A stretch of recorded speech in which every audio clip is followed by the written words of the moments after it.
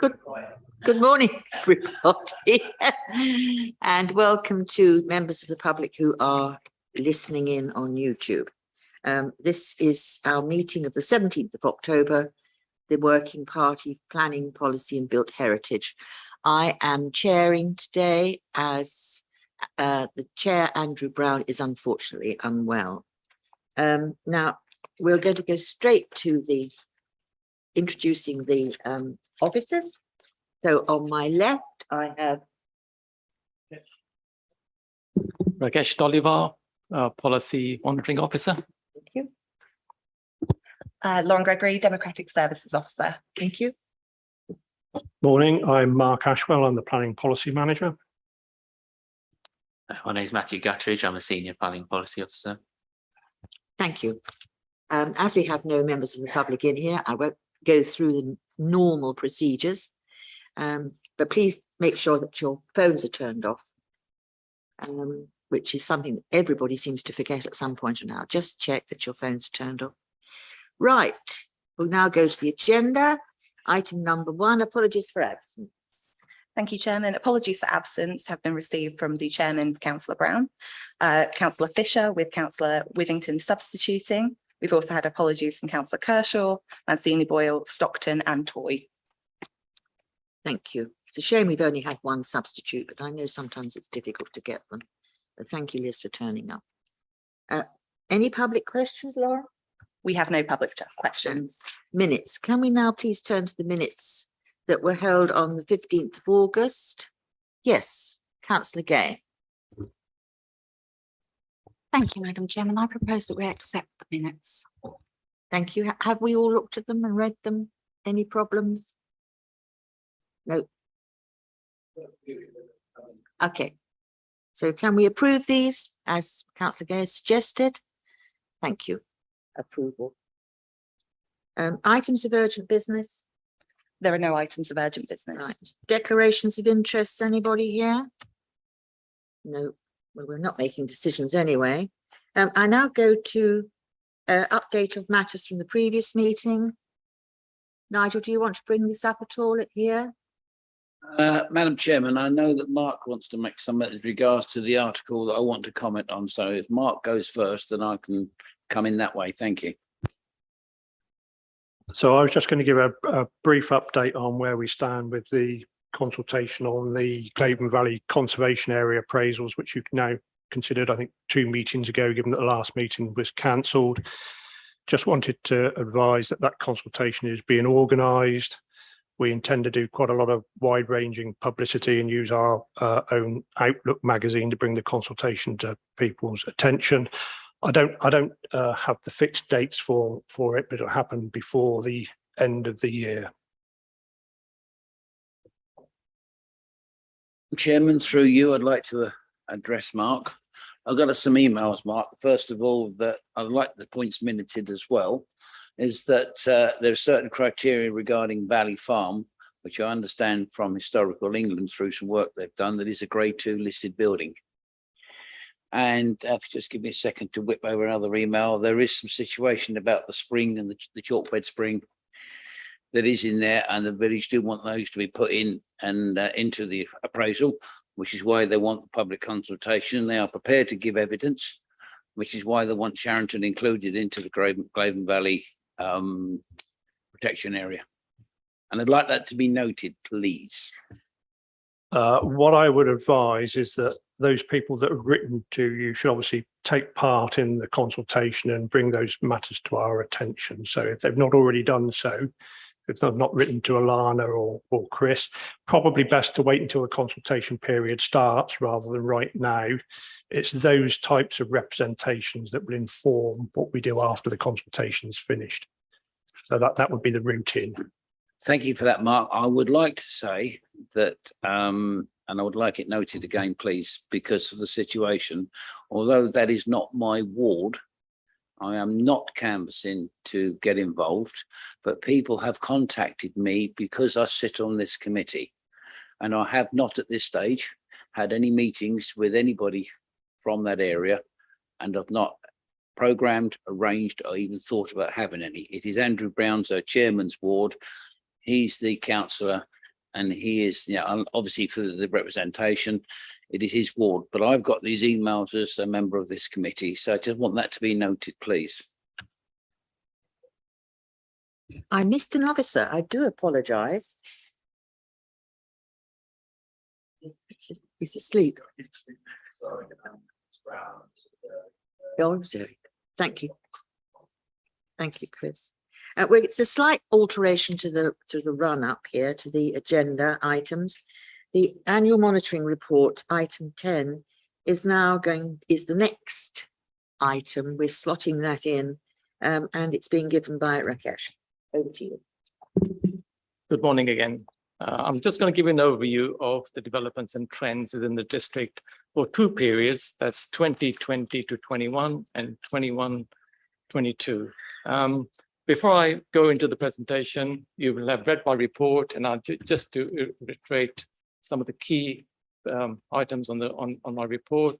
And basically, we are required to publish the report, the progress monitoring report, annually or biannually.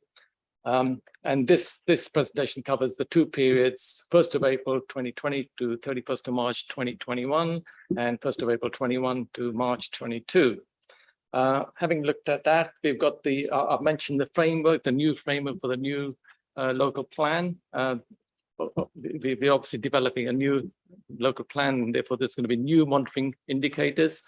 These can be found in our Regulation 19 document that we published, and it's on page 269 of that one. Of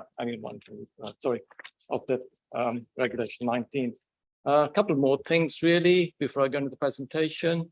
We look at the house prices 2.6, and as you can see on there, it compares North Norfolk, England and the East of England, and we can see the biggest percentage rise over the period 2020 to 22 to 25%. So that's a big change looking across England, East of England and nationally. So that's something to bear in mind.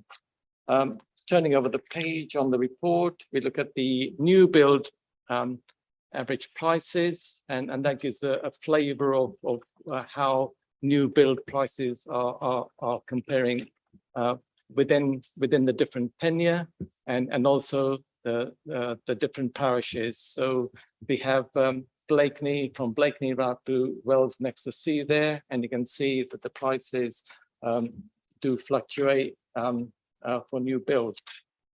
As we have quite a few new build, and obviously it'll be new build within the new local plan, that's something to keep track of.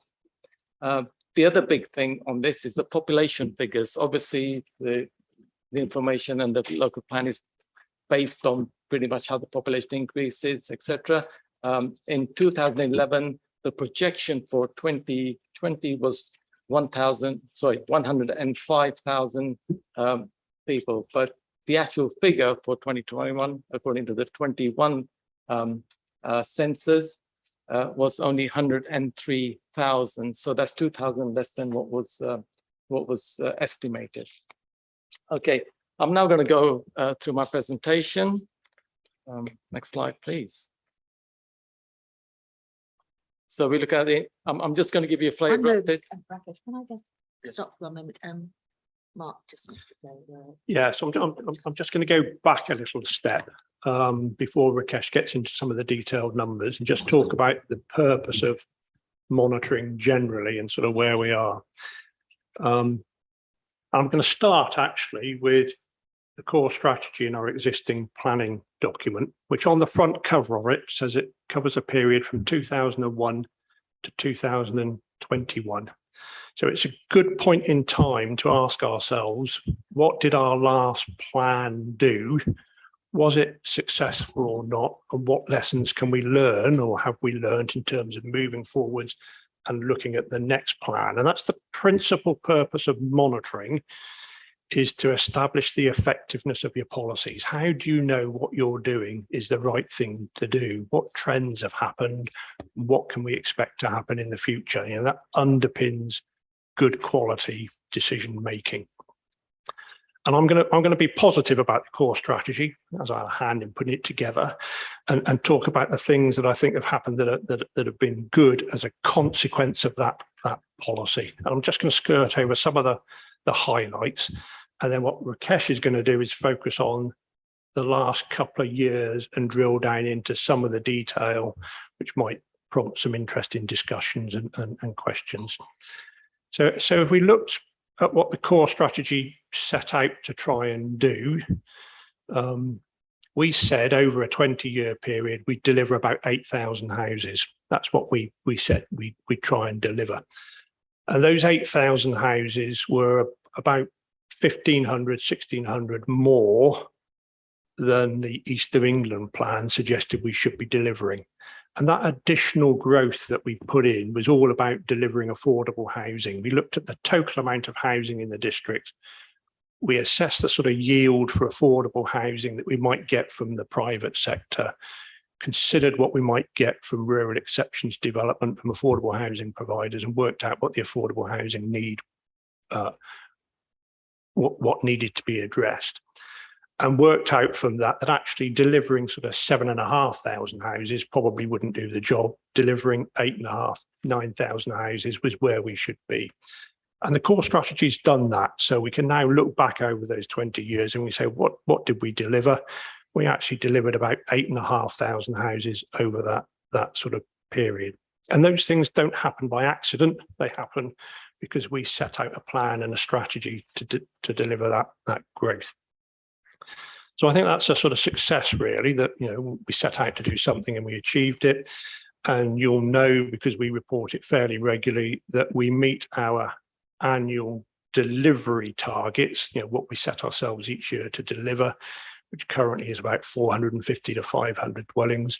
We've done that over the last sort of 4 or 5 years quite consistently. And as a consequence, we perform relatively well against tests like the 5-year land supply test. And that has underpinned our ability to defend ourselves against unwelcome planning applications. So, you know, those of you that have been on committees over the last few years, you know, you can think of the Greens Road appeal at North Walsham, the Sculthorpe appeal for a couple of 100 houses in a small village, the battles we had with Gladman at Holt and so on. We were successful in those public inquiries and through those appeals because we had a plan that delivered what it said it was going to deliver, and we could stand behind the policies in it.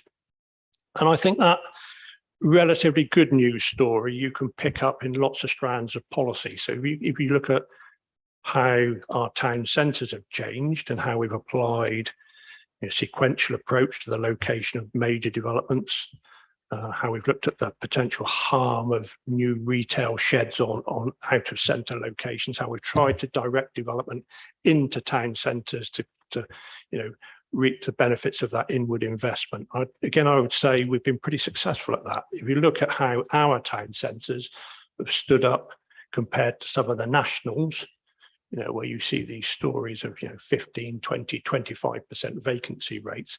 I can't remember a period in the last 20 years where our town centres have suffered to that degree. They've stood up relatively well.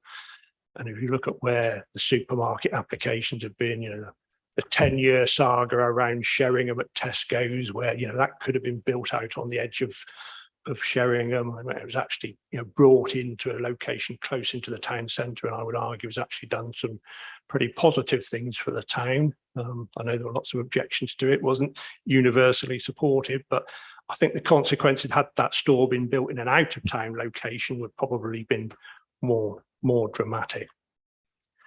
On affordable housing, you know, when we set out that strategy, let's try and deliver 8,500 houses and get a decent slice of affordable homes. You'll know it, you know, it's a struggle. It's a struggle to find sites. The rural exceptions programme in particular is it's an intensive, resource-hungry process, finding suitable sites.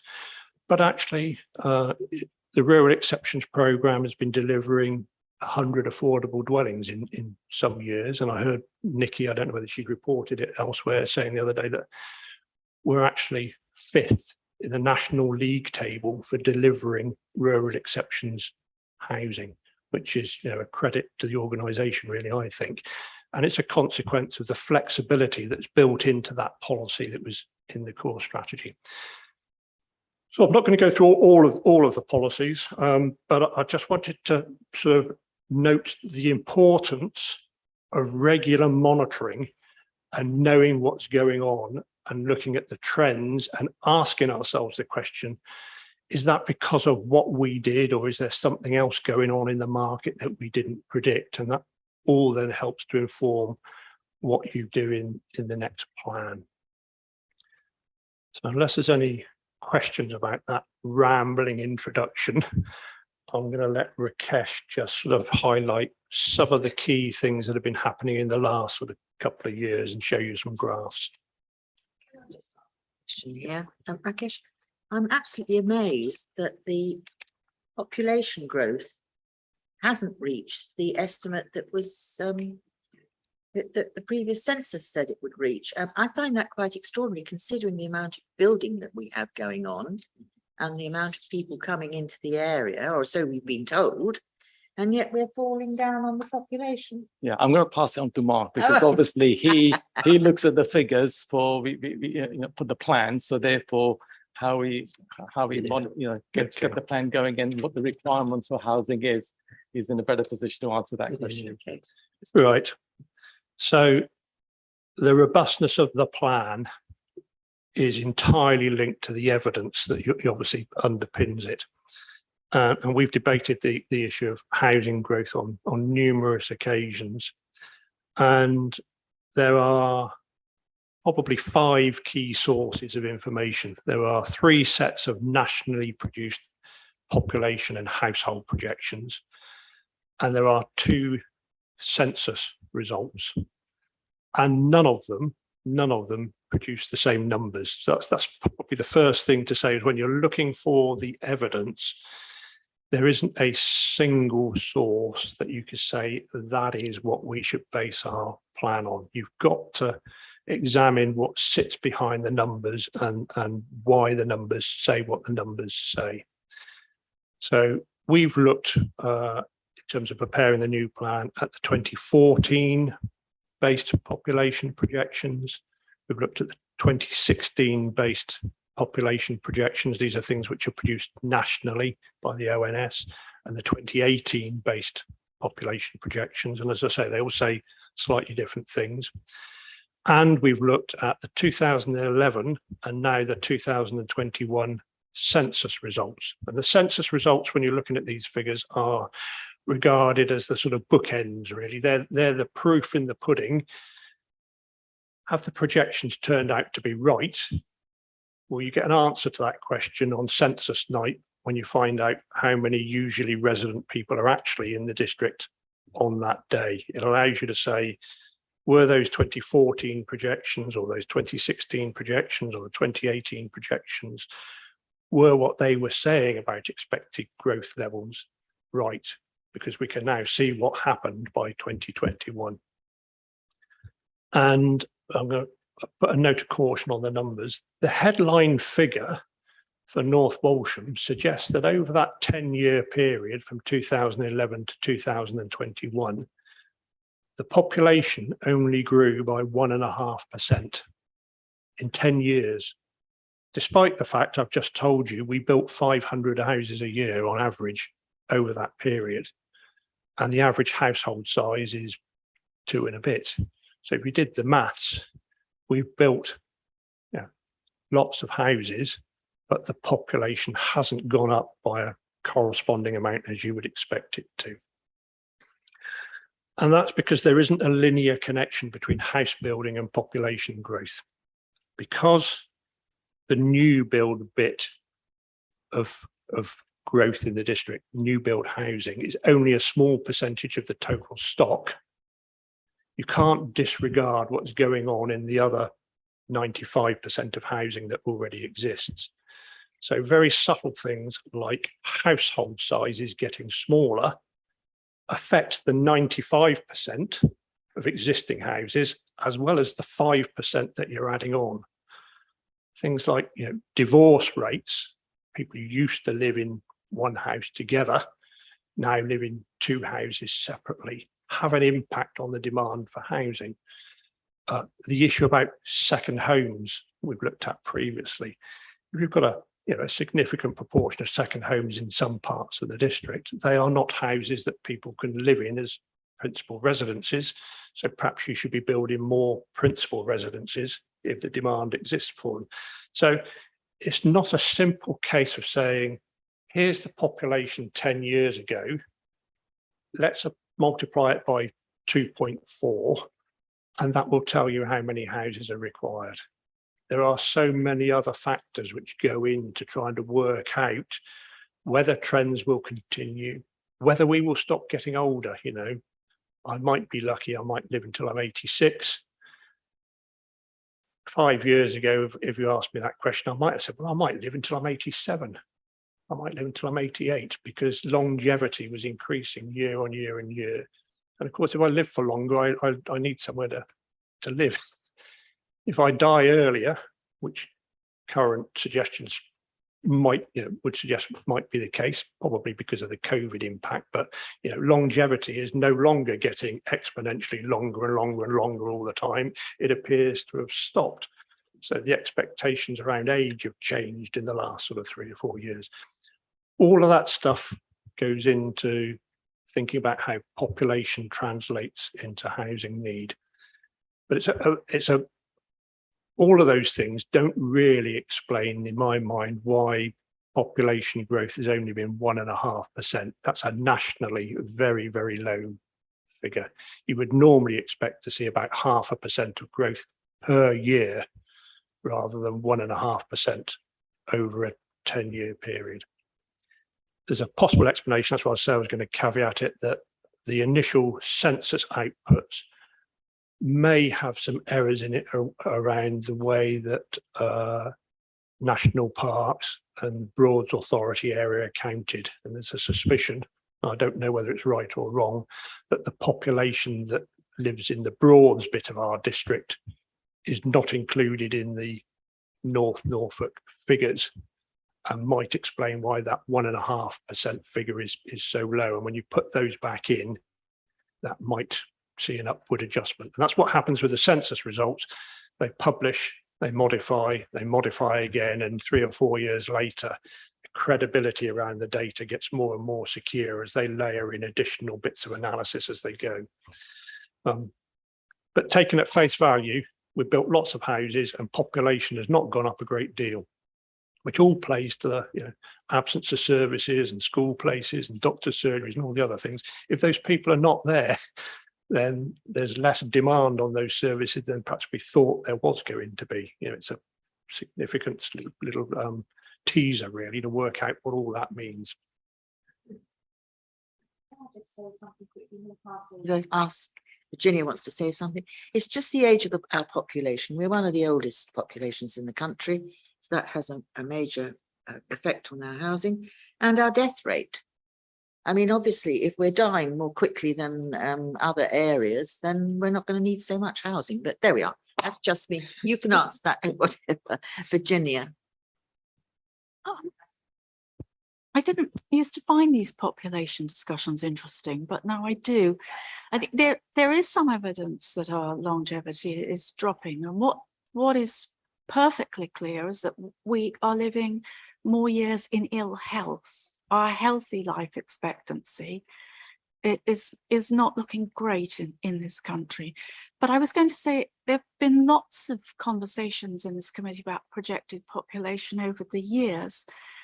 And I think there was always some skepticism around some of the projections that we were given, wasn't there? Thank you.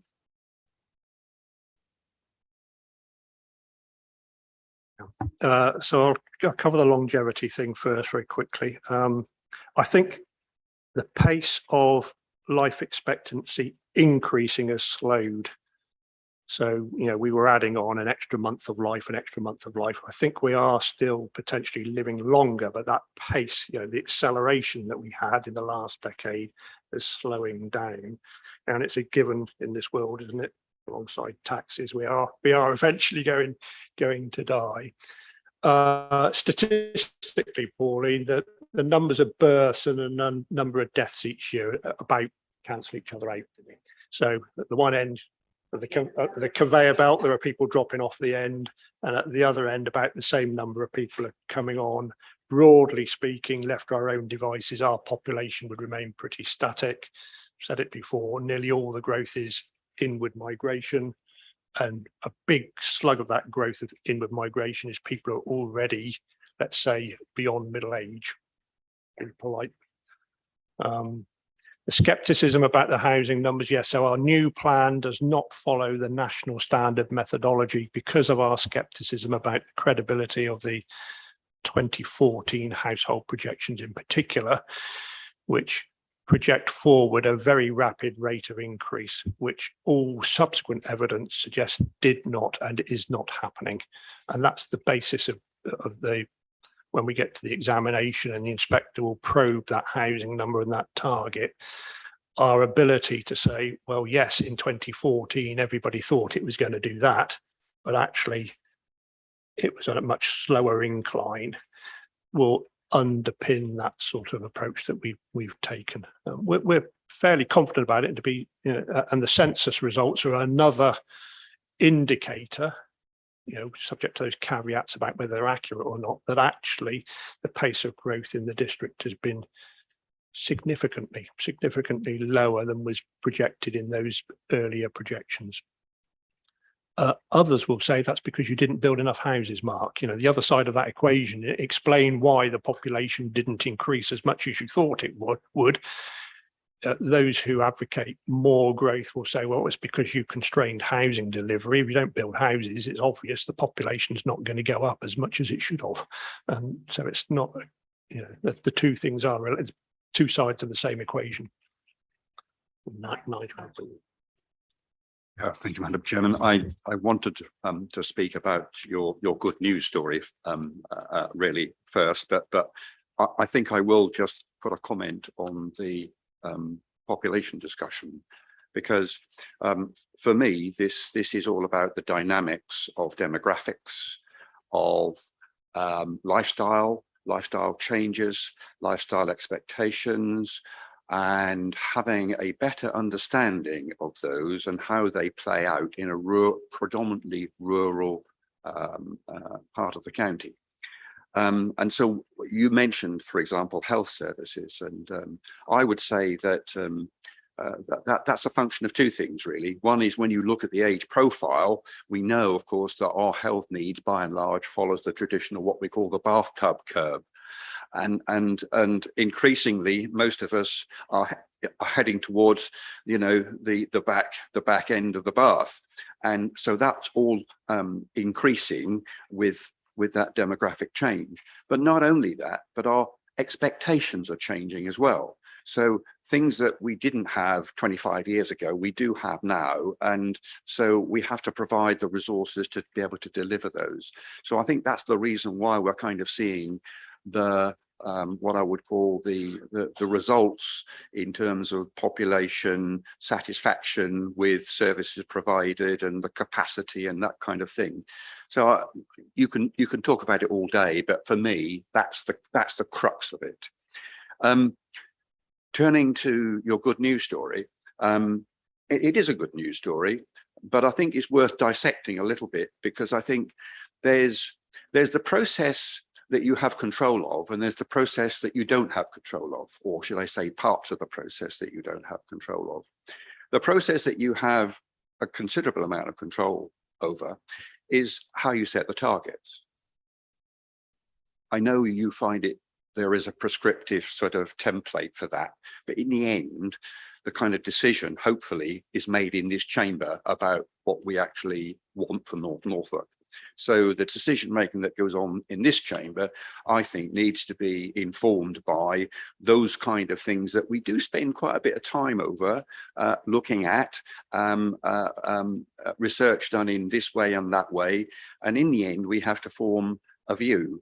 And one of the things that I think we have been good at is not being too optimistic in setting our targets. I think we've been realistic in setting our targets. And I think the figures that you've given demonstrate that is the case. Others will argue that we have not been ambitious enough and we could have achieved more and all that sort of thing. I accept that. But in the end, when you talk about delivery, in this chamber, we don't have much influence over delivery. Oh, we can play into the process. And Madam Chairman, you've made lots of, I'm sure your committee has made lots of planning application decisions, but the delivery of all of those decisions is not in your hands or not in the hands of anybody in this chamber. It's in the hands of others. And certainly for the bigger developments, they are the ones that are the most difficult to kind of ensure that they are delivered in the timescale that they are. So I think that there's two elements to this. There's the good bit that I think we have done in being realistic in setting the targets, and we have been as good as we can be in stimulating those developers to deliver where we are able to do. But we have to be mindful of, in the end, and we've heard this a lot just recently, it's the markets that have the greatest influence. And so when, you know, we look at the delivery figures, I think that we've done well. And I think that's a good news story. But as I said, I think that we just need to understand why and how that's come about. I agree with you. I think the cautiousness that we've taken over the last 10 years or so in the delivery figures has played out to our benefit, really. Do you want to come in now? Because Jeremy wants to speak. Yeah, very briefly. I personally wouldn't underestimate the role that planning and the organisation overall has had in terms of delivery.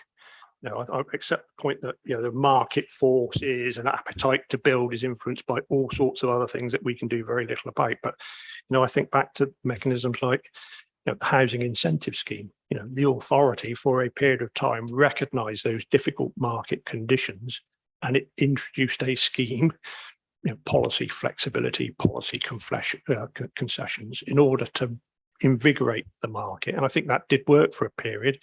Many of those big volume house builders who didn't have the appetite to build for a while in the district in 2011, 2012, because of the viability of development. And the council took a pragmatic approach, not one that everybody agreed with, to say we can compromise on some of our aspirations here in order to keep the numbers moving. And it was painful at the time. I mean, I had to be sort of dragged kicking and screaming into that housing delivery scheme. You know, we gave away quite a lot on some important priorities. So I'm not saying it was universally supported. And then there are other things, you know, current debate around investment in roundabouts at Fakenham to unlock large scale growth and so on, are things which happen in this organisation that we do control. We do have some levers to help sort of unlock some things where market conditions might be a bit fragile. So just get that balance. Yeah. No, we don't. No, outside of the local plan, there's macro things going on that we have very little control over, which will periodically mean there'll be bumps and troughs along the way, and best laid plans will fail irrespective of what they've got in them, because something else outside of the planning system will trip us up. And we just have to, you know, factor that in. You know, over the 20-year period that the core strategy covered, there were some years where we only delivered 260, 270 houses, very low numbers. Best year, we probably got about 550, 560, reflecting that sort of cyclical up and down of market conditions. Yeah, well, I mean, you're absolutely right. I mean, at the moment we're going through, Jeremy, I'll be in a second, a sticky time for people who wish to buy housing because of the economic situation. And as we know in the past, as you said, Nigel, it's not in our decision-making area with regards to, we give planning permissions, but it's who's going to build it out. And there was a talk way back that there was quite a substantial amount of land banking going on. And I was always assured this wasn't occurring. But, you know, sometimes you get a feeling in your water that possibly there was something. But there we are. I won't go into that. Jeremy. Thank you, Madam Chair. And I think Councillor Dixon's probably put what I was going to say far more eloquently than I will. But historical data is great, and it's always good to do that balance and check to see what we planned for has that actually happened. And we're more or less on where I think where we thought we were. The interesting thing I think will be going forward and looking at the next 5 years, because of what's happened globally with COVID, etc. I think we're in a very different marketplace to what we were. If I cast my mind back to my own situation 10, 15 years ago, could I get the services and goods that I wanted in my own town? No, and probably still can't, but we are in a very different world with the world of the internet, etc. And people aren't traveling as much because of now a lot of people work at home differently. Where we were, where people were moving into their own houses or flats or smaller markets, they're now staying at home with parents a lot longer and then going straight into houses. So what for me would be interesting is to look at that smaller size housing, flats, etc. See where that market is changing, because I think people are jumping that and going straight into the bigger houses, perhaps because they're leaving home and going straight into a house rather than into a flat and moving on traditionally up the chain, as it were. So I think we've got some very interesting times ahead. So whilst it's good to look back, I think planning forward, it will be really good to see what happens with what's happened with COVID, because I think that will benefit our district. Thank you. I think a lot more children are staying at home for a lot longer. I've had several situations in my area where children of 25, 26 are going up to 30 cannot move out of their parents' house because they can't even afford the rents that are being asked.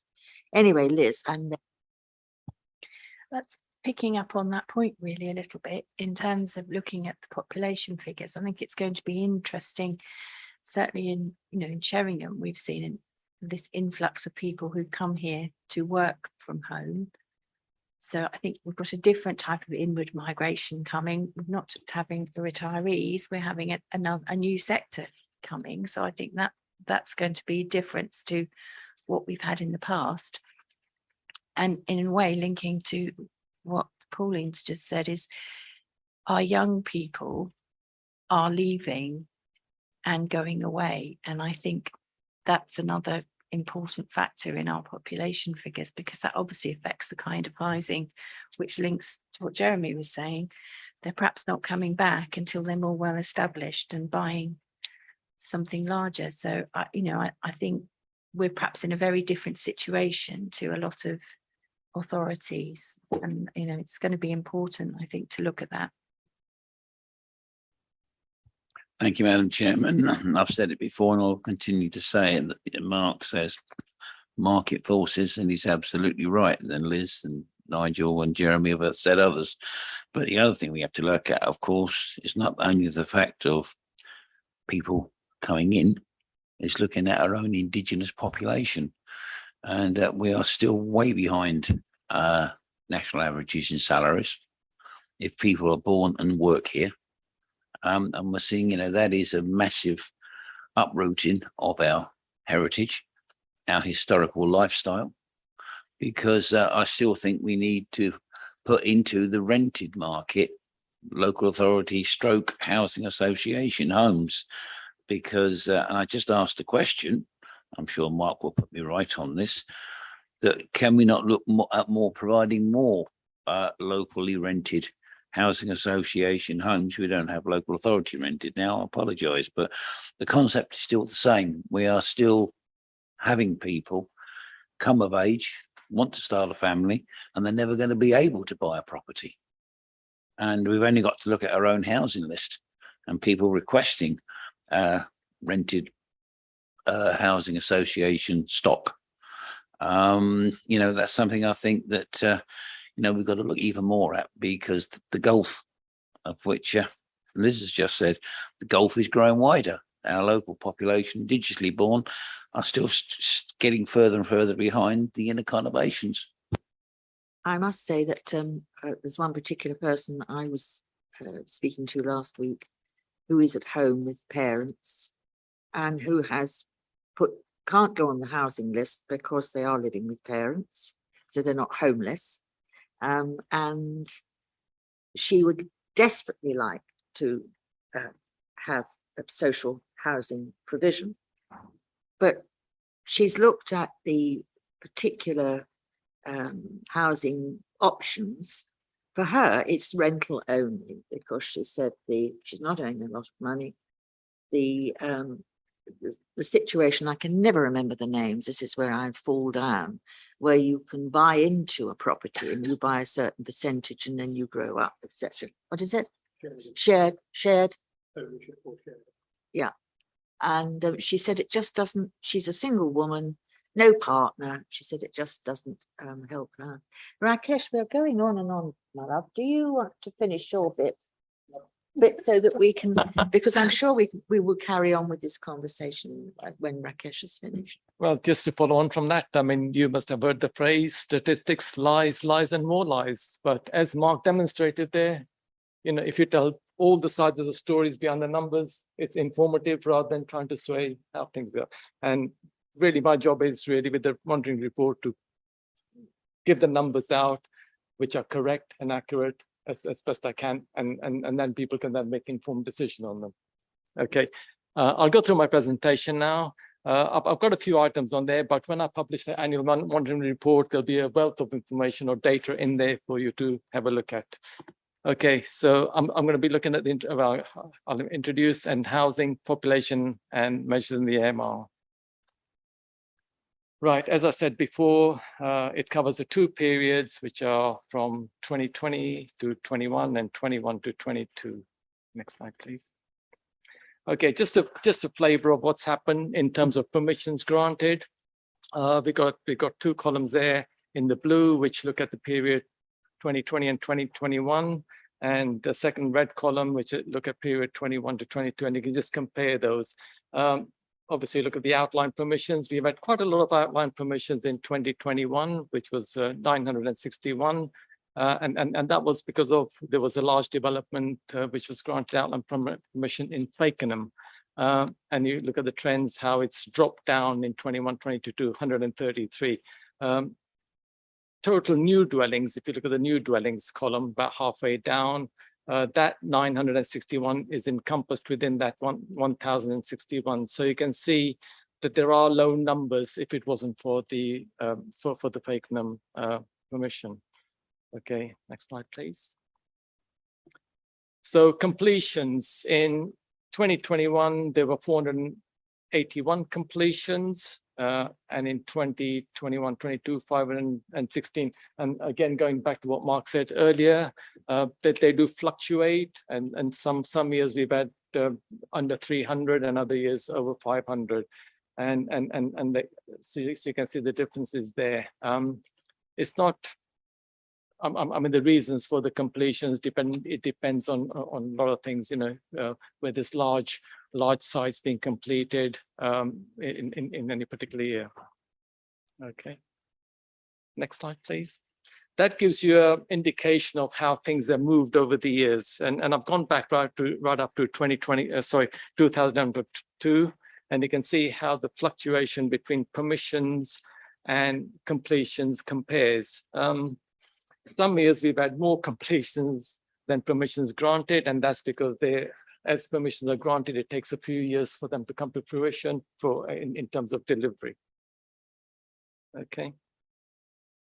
So here we have the trajectory. Now, obviously, we look at the permissions that are granted, we look at the houses that are completed, and the first few columns there in the orange and the red and the blue are actual numbers. So they're the actual numbers in terms of delivery. And the second part of the graph there looks at what we believe will be delivered in the coming years, right up to the end of the plan period, 2036.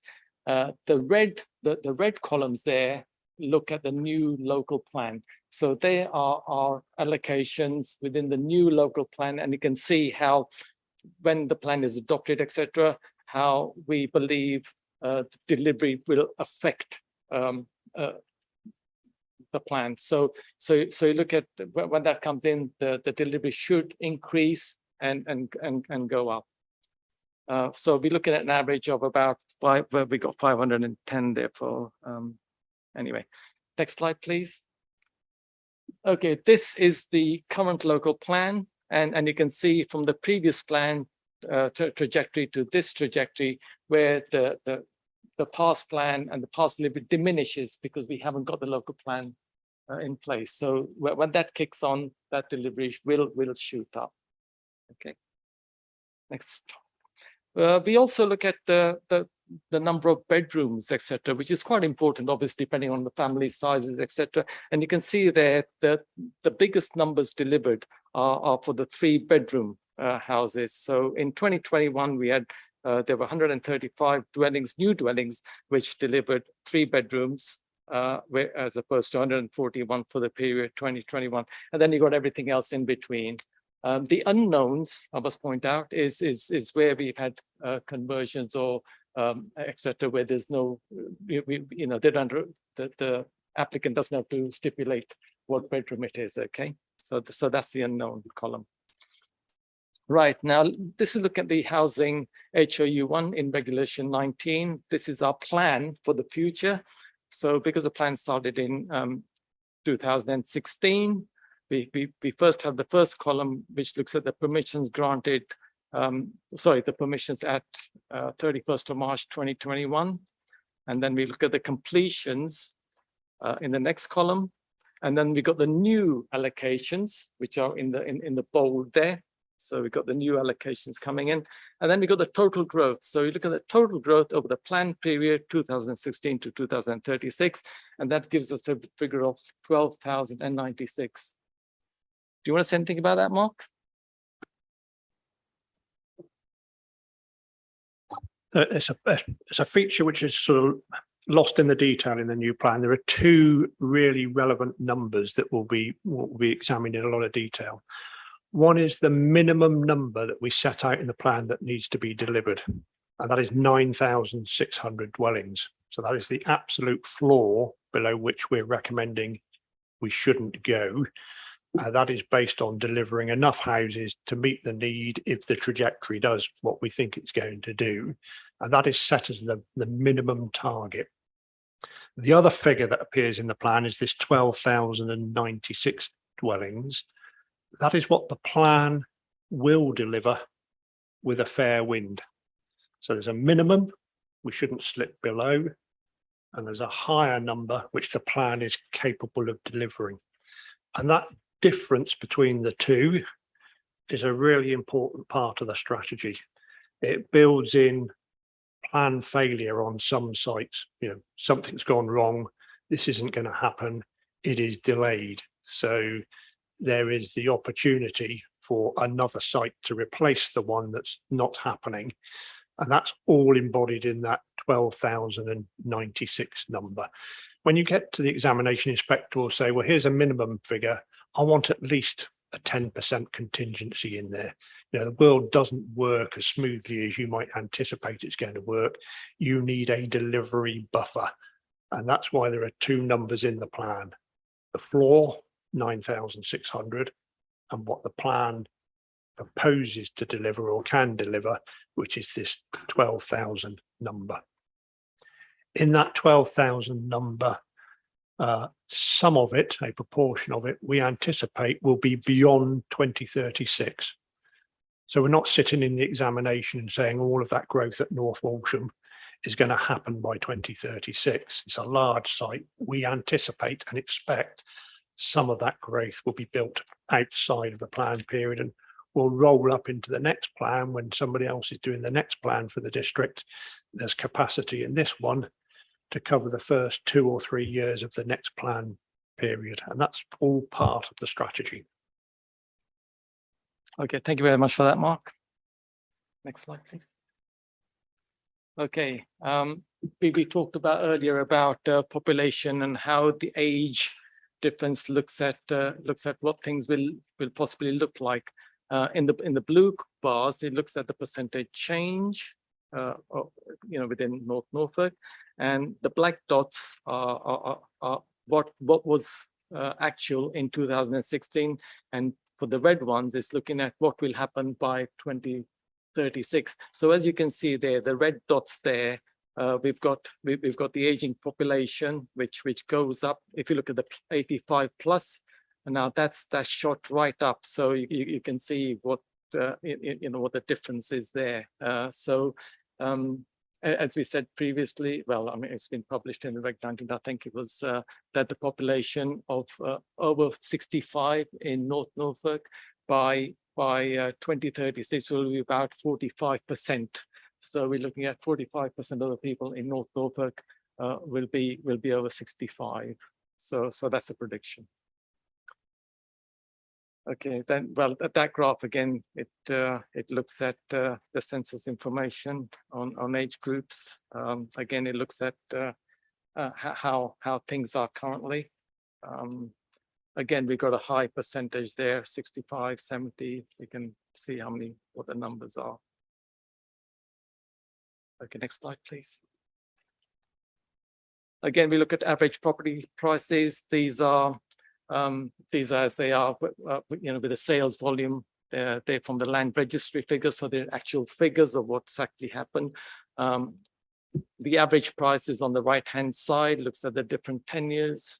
And on the right, it looks at the sales volume. So the higher, where you got more houses, you can put more emphasis to say, okay, that we've got lots of numbers there for the average prices should be about right on there.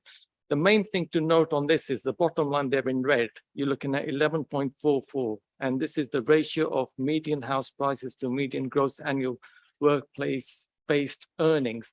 So, but basically what that means is the median earnings are, well, the house prices are 11.44 times the annual earnings. So that is quite marked. Okay, so really looking at the AMR, I've just introduced some of the items there in the green, which I've talked about, but there'll obviously be a lot more within the annual monitoring report, and all those areas will be covered within the report. Okay, thank you very much. Thank you, Rakesh. Do you want to say anything, Mark, at this stage, or are we? No, we just wanted to table that. So, Rakesh has pointed out, we've focused on some of the main headlines, mostly around housing, house prices and so on. The actual report, again, as Rakesh has said, will have a lot more sort of contextual information in it, lots of other indicators. We intend, I think we're going to publish it by the end of the year, I think, Rakesh, aren't we? Well, hopefully within the next couple of weeks, really. Within the next couple of weeks, and that will go up on our website. Yes, it's interesting, as you said, about the median between the wages and house prices. I mean, that's been extant all the time that I've been up here in North Norfolk, which is quite a considerable amount of time. Yeah, I think to put I was very positive, and I was sort of singing the praises of the core strategy and what it's done and what we've delivered with a focus on numbers and so on. Of course, there are other key things which are going on. Nigel picked up on some of them. Low wages is an issue which the district has struggled with for years and years and years. Some of it planning can influence, but a lot of it's outside of planning. And that affordability ratio, the 11.4, has got worse. When we set out in the core strategy 20 years ago, that stood at about 8.1, I think, from memory. So despite all that delivery of affordable housing, and let's not underestimate the benefits of each individual house to the occupant. We sometimes lose that behind all these statistics. That ratio between earnings and house prices has got worse, not better.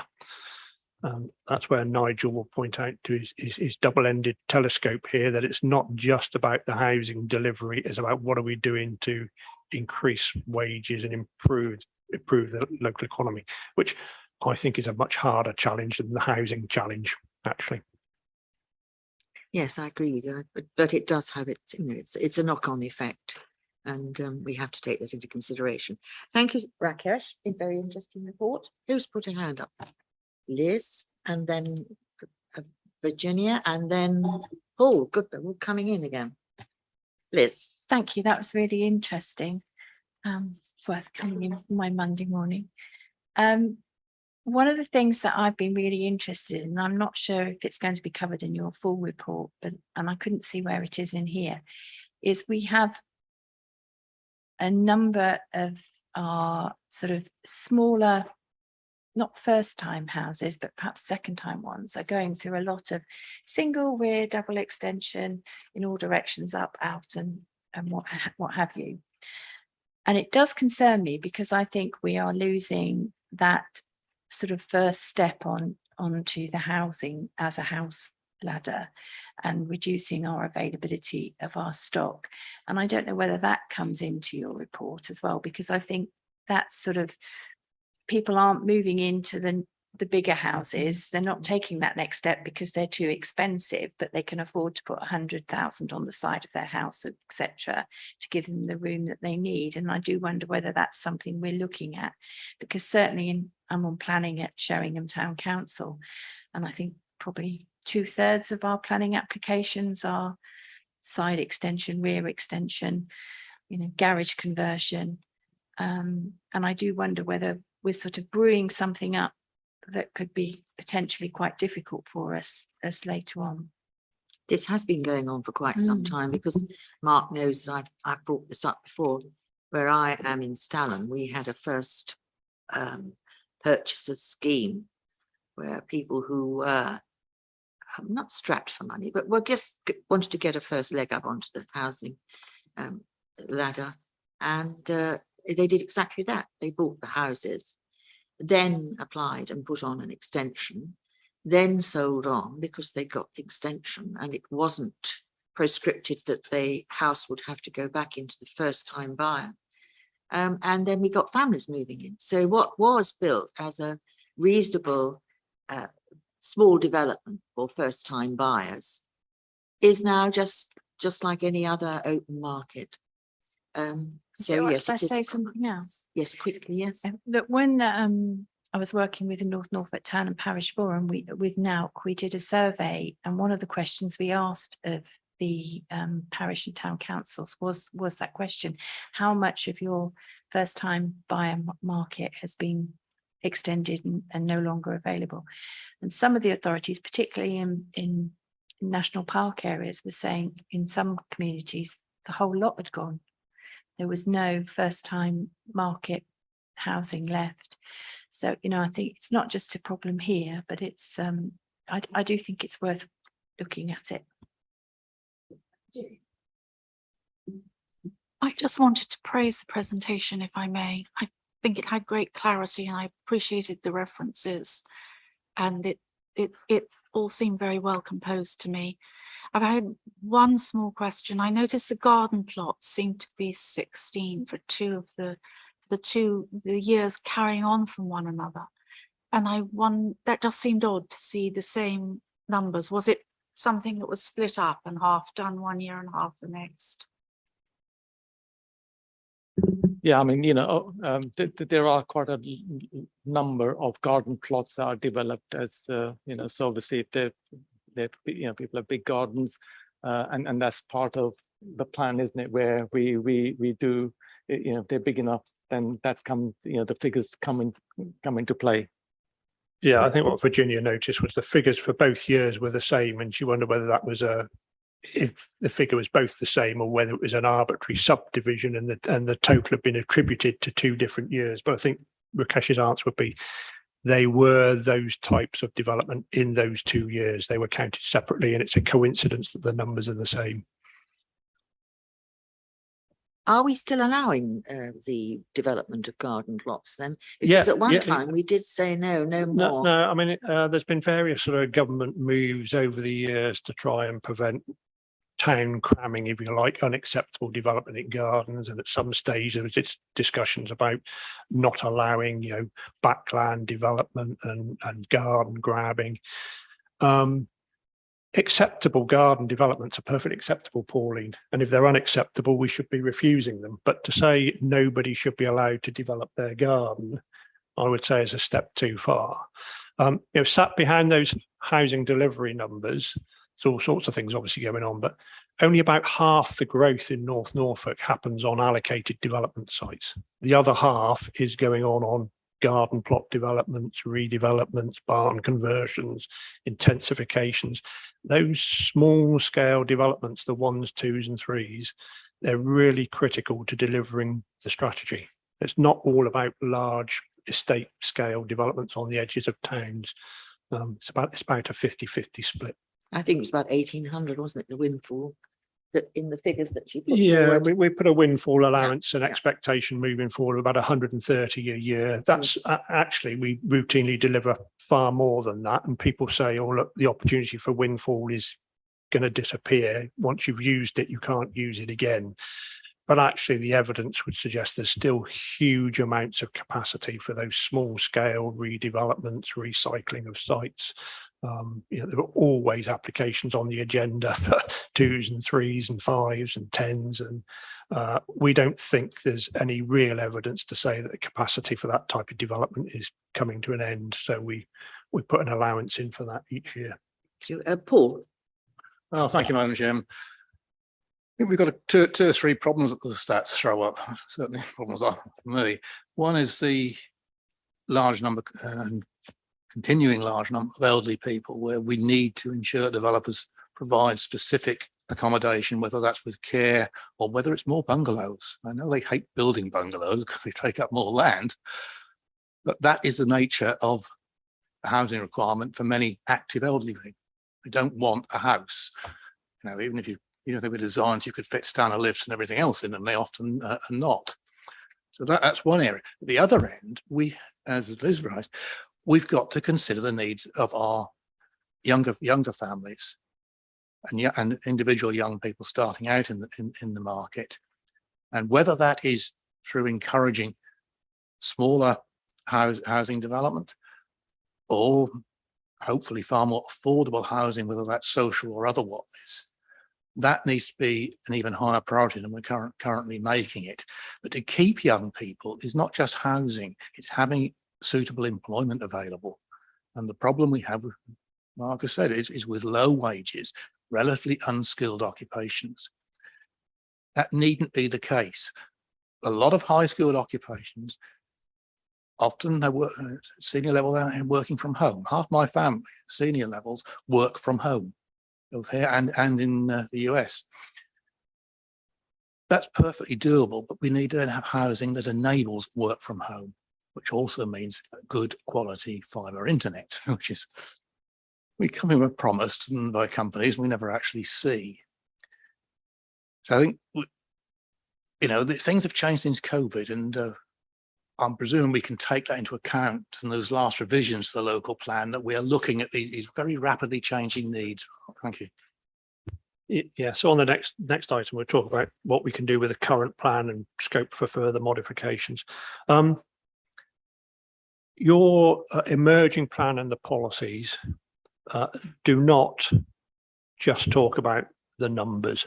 So when you look at these large scale housing developments, we are prescribing through the plan house sizes, floor spaces, numbers of bedrooms, tenure types, broadband connections, fibre connections, elderly persons accommodation as a percentage of the total overall development. You know, we had no obligations on developers in the last plan to build elderly persons accommodation. We do in the new plan. Because of that trend, because of that age in population, because of increased needs, all of the big allocations carry an obligation to deliver specialist elderly accommodation, whether it's, you know, a flatted scheme or assisted living or bungalows or whatever. That trend in the population is reflected in your tenure types that you are requiring house builders to comply with moving forward. So I think a lot of what you said there is actually in the blueprint of the plan. It is there moving forward. It's not just about how many, it's the type and getting the type right. So I hope a lot of that is reflected in your new policies.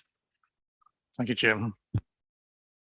Thank you, Nigel. And then I think we'll call this a finish and let Mark then move on to the next one.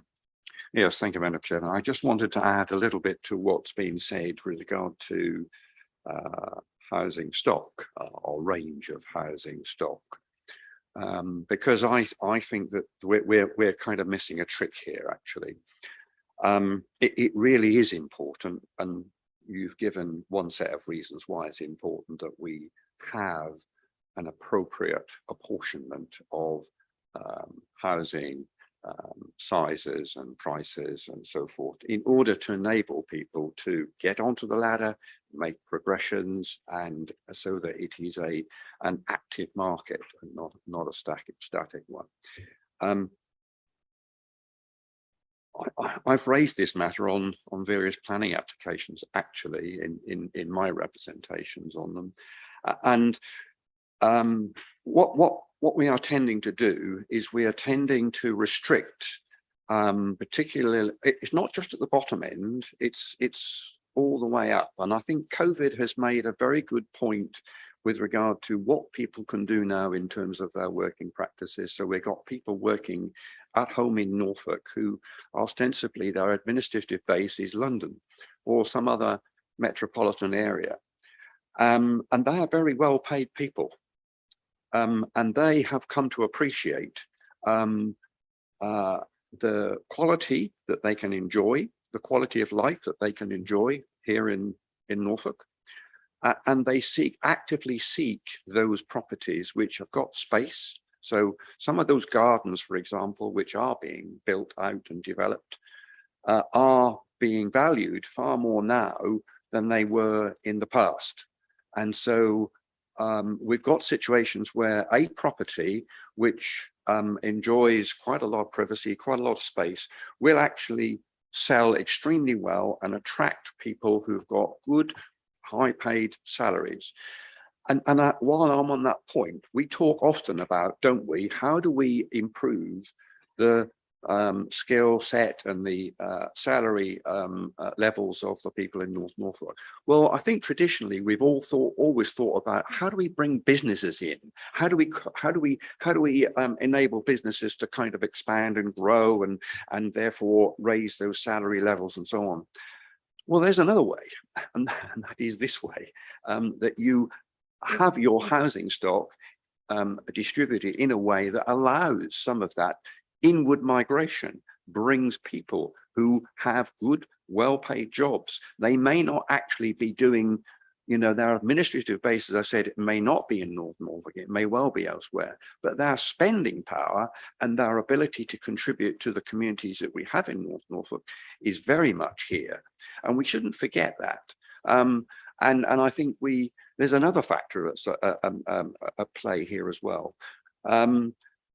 A lot of these extensions and garden developments change the character of our villages and towns quite markedly. Oh, it's ever so subtle, I know, because you take any given road and you take one planning application, well, that's one this year. But if you look at it over a period of 20 years, 25 years, you will notice a significant change in the character of these areas. So how do we value these? How do we attribute some kind of criteria so you can say, well, actually, this garden plot is worth developing, but this one, no, I don't think it should. How do we do that? And as you rightly say, you've said, Mark, that's a bit of a challenge. And I don't think we've got enough guidance there or enough criteria there where we can say, this one is, this one isn't. Same with extensions to some extent, because if you take a lot of our old housing stock, which is no longer fit in terms of the size of rooms and facilities, and often they've got big enough gardens. So why wouldn't you allow those extensions to go through? But when you take an urban development, perhaps which isn't so old, but people do want to kind of expand, they move in. I know of cases where double garages have been swamped up into domestic accommodation, and now you've got that's the beginning of a significant change of the character of the developments that we've approved in the past. So I think that there's some work to be done here in policy terms that would enable decisions taken by the development committee to be able to identify those which are acceptable and those which are not. And so I think there is a point that I really would like minuted here, that there's a piece of work to be done here that can help to inform the decisions of the future, and that should be in our local plan. I know you've said to some extent some of that is in there already, but I'd like to see it beefed up so that those kind of decisions can really be made with confidence. Thank you. So I think the vehicle for that would be the design guide. So I think the policy context is well laid out, the aspirations to protect character, to consider cumulative impact, those sort of issues are in the policy.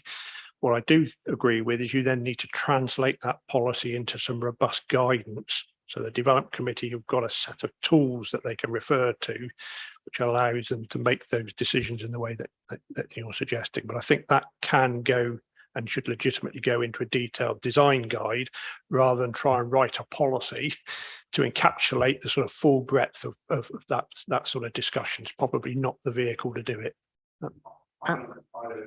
Yeah. And how it's yeah.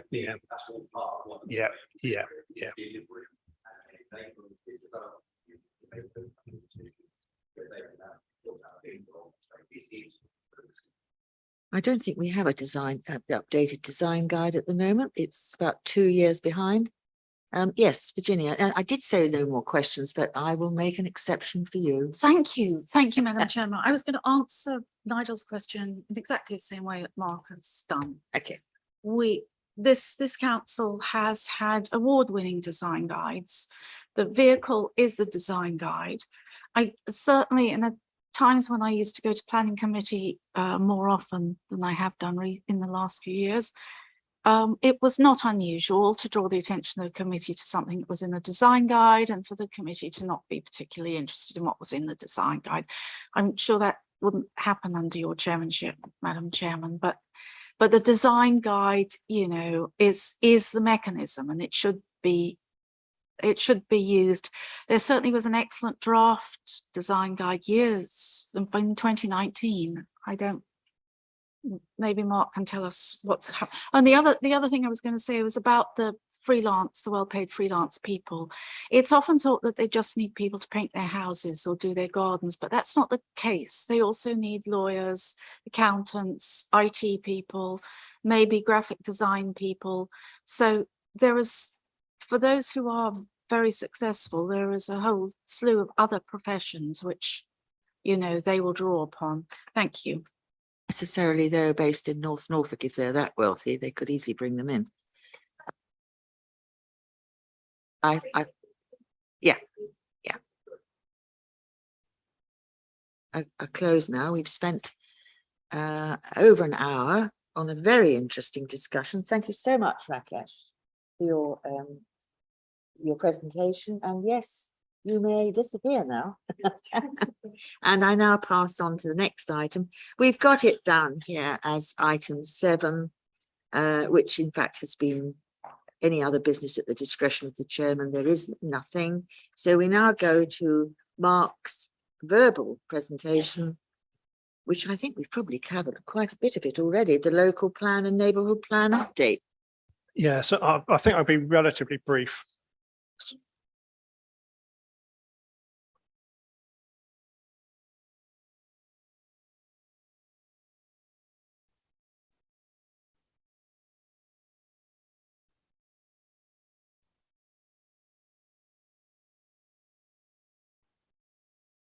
Yeah, so I'll keep this relatively brief. I just wanted to really mark a change in sort of how we want to progress and get to local plan submission, hopefully sometime in the new year. And I was a bit sort of aware that because we've had cancellations of meetings, there's been a bit of a void over the last sort of 2 or 3 months, and perhaps you think there's not much progress going on.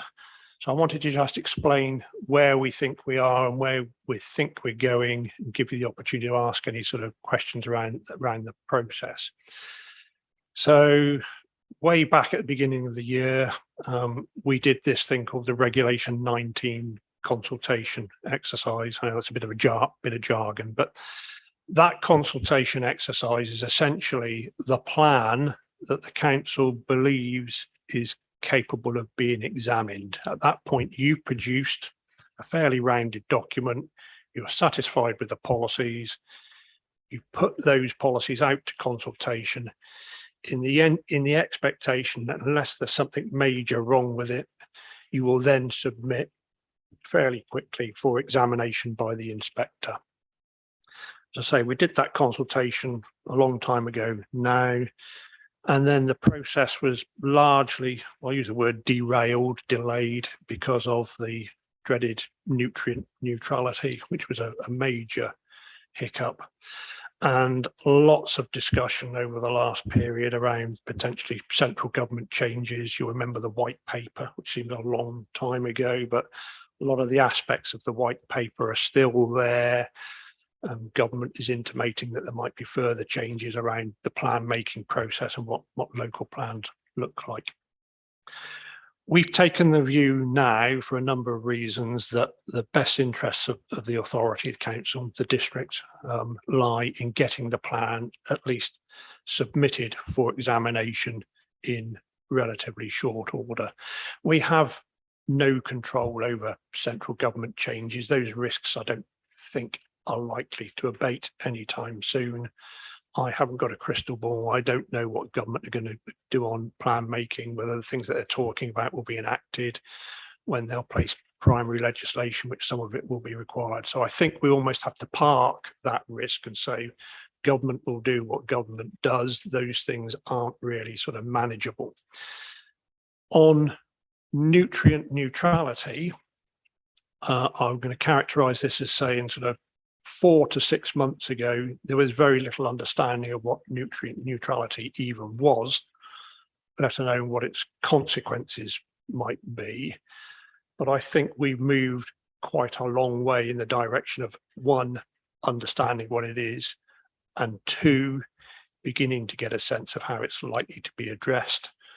And importantly for the local plan, what it's likely to cost, because that's it's a key consideration. If you're looking at delivery of a plan, there's no point in producing a plan if what you've got in it can't be delivered. So the delivery of mitigation, unlocking sites, is obviously important, but the costs associated with delivering that mitigation is equally important. If you burden house building with excessive cost, then what happens is the developers pick the areas where they don't have to pay those excessive costs, and your strategy around delivery in the places that you want to deliver housing falls apart, and you start getting picked off in those areas where developers can build housing in a viable way. So we do need to understand, we're probably not quite there yet, what that delivery mitigation package looks like and its overall cost.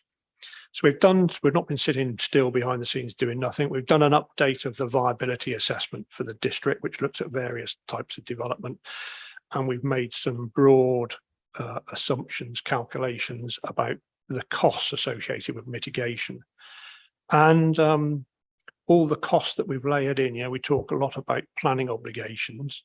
We've layered in green infrastructure strategies, nutrient neutrality mitigation, bigger floor spaces, elderly persons accommodation, all these other things which have an impact on the cost of development. And a couple of years ago now, there was a lot of concern about build costs, access to materials and labour. There was a lot of additional cost being layered into building, largely swallowed up by increases in value. It's the way that sort of happened over the last sort of 18 months or so.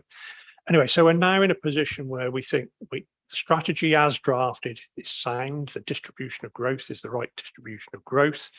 We have a good feeling for what nutrient neutrality mitigation packages look like, although they're not, oven ready. They're not on the shelf. You can't get one today, but we know what they look like, and we have a feel for what the costs of those things are likely to be.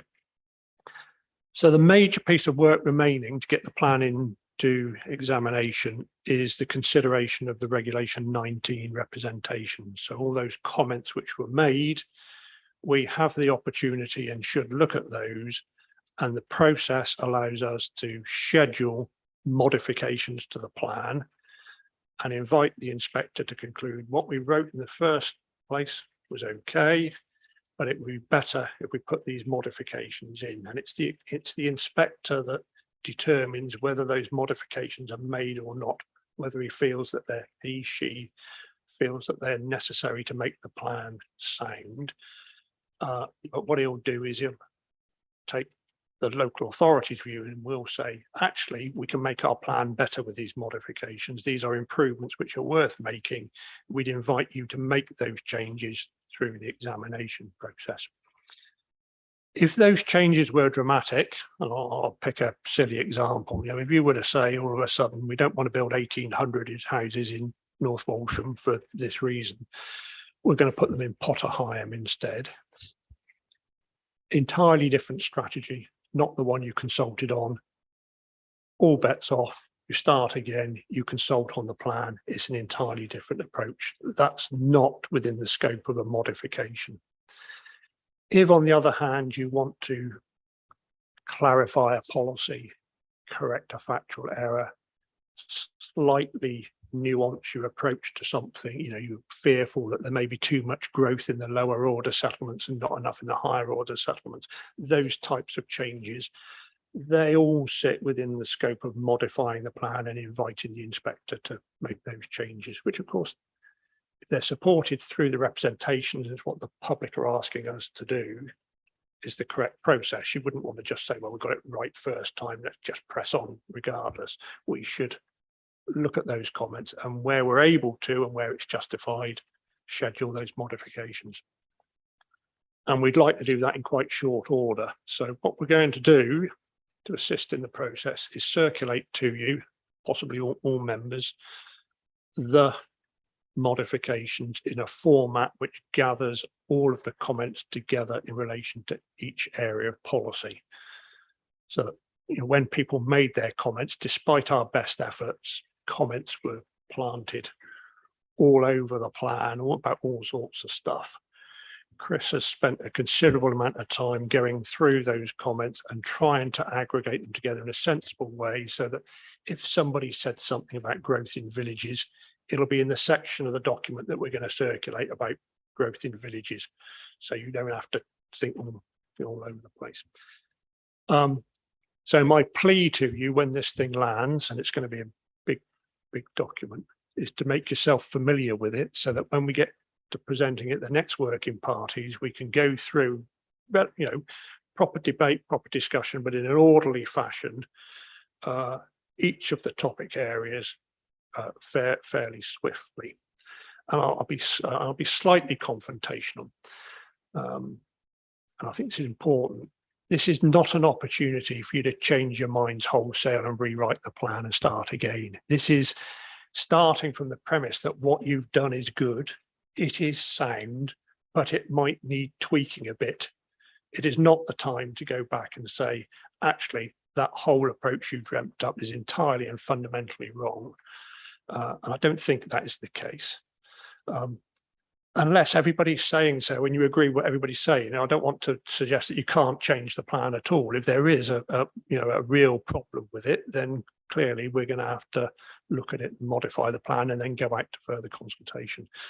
But I don't think we're in that place. I think we will schedule a range of perfectly sensible clarifications, modifications, points of interpretation. But I don't get the sense that we're in the place where there'll be major policy changes and a big about turn and a change of direction.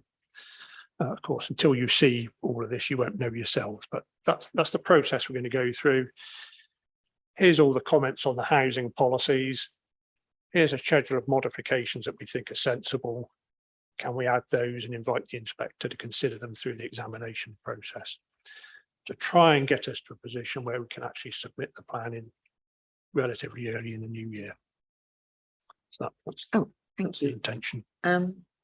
Jeremy wants to talk a moment, just to say that you said that everything is, well, you're inclined that things are reasonably fluid. There's always give and take in certain areas. The thing that slightly concerns me, and I think it has concerned you in the past and various other people, are the figures that we give for new premises, new buildings for 1800 North Walsham, Fakenham. I don't know how many you've got. Is it 2000 in? Yeah. So, they are presumably slightly fluid. They have to be, don't they? They have to be. I mean, I've rather sort of glibly said I've sort of looked at it and I think the strategy is right. And my sense overall is there's not any serious problems with the plan. But, you know, there are people who are arguing in North Walsham and Fakenham and the smaller villages that the scale of growth is inappropriate for one reason or another, either too high or too low. And you may take a different view to me. You might say, well, actually, we've looked at the representations and we think they're more significant than you're suggesting, Mark. Actually, the growth in North Walsham is excessive. It is too much. We need to reconsider. Now, at that point, you know, if the growth in one place is too much, but the overall total is right, you've got to replace the lost sites somewhere, and that leads to redistribution. Now, if you were to redistribute growth in North Walsham into North Walsham, but somewhere else in North Walsham, then arguably you haven't changed your overall strategy. You've just moved from one site to another, and through plan preparation that happened. You know, we remember we moved back quite a lot on sites in Cromer as we prepared the plan for, you know, for good reasons. If you agree with what we did. So I'm not suggesting that we might, as we go through the process, find issues that you're concerned about, which might lead to changes. And then I will say at the relevant meeting, that change is a bit more significant than a minor modification. If you're going to do that, I think you need to slow the timetable and do further public consultation, because, you know, people need to be given the opportunity to comment on the plan that's being examined, not see a plan being examined which was a different one to the one that they saw. Where that boundary lies is a judgment ultimately at the end of the day. It's fairness and equality and allowing people access to the system in a transparent way.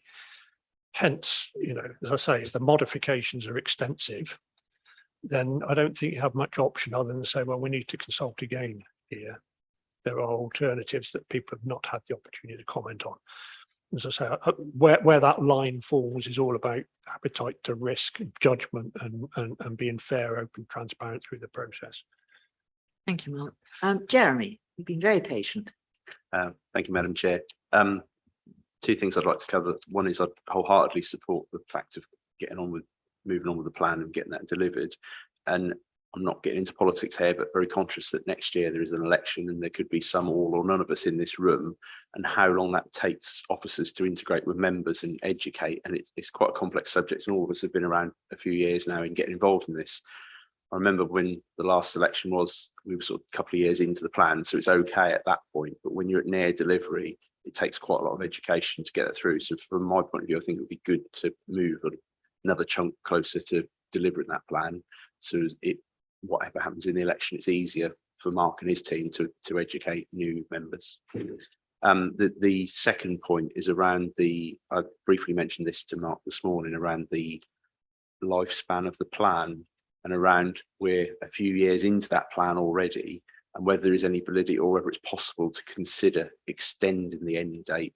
I don't know what figure, but by a few years, because the beginning part of that plan from 16 to 20, I think, Mark, we have delivered on successfully in terms of housing numbers.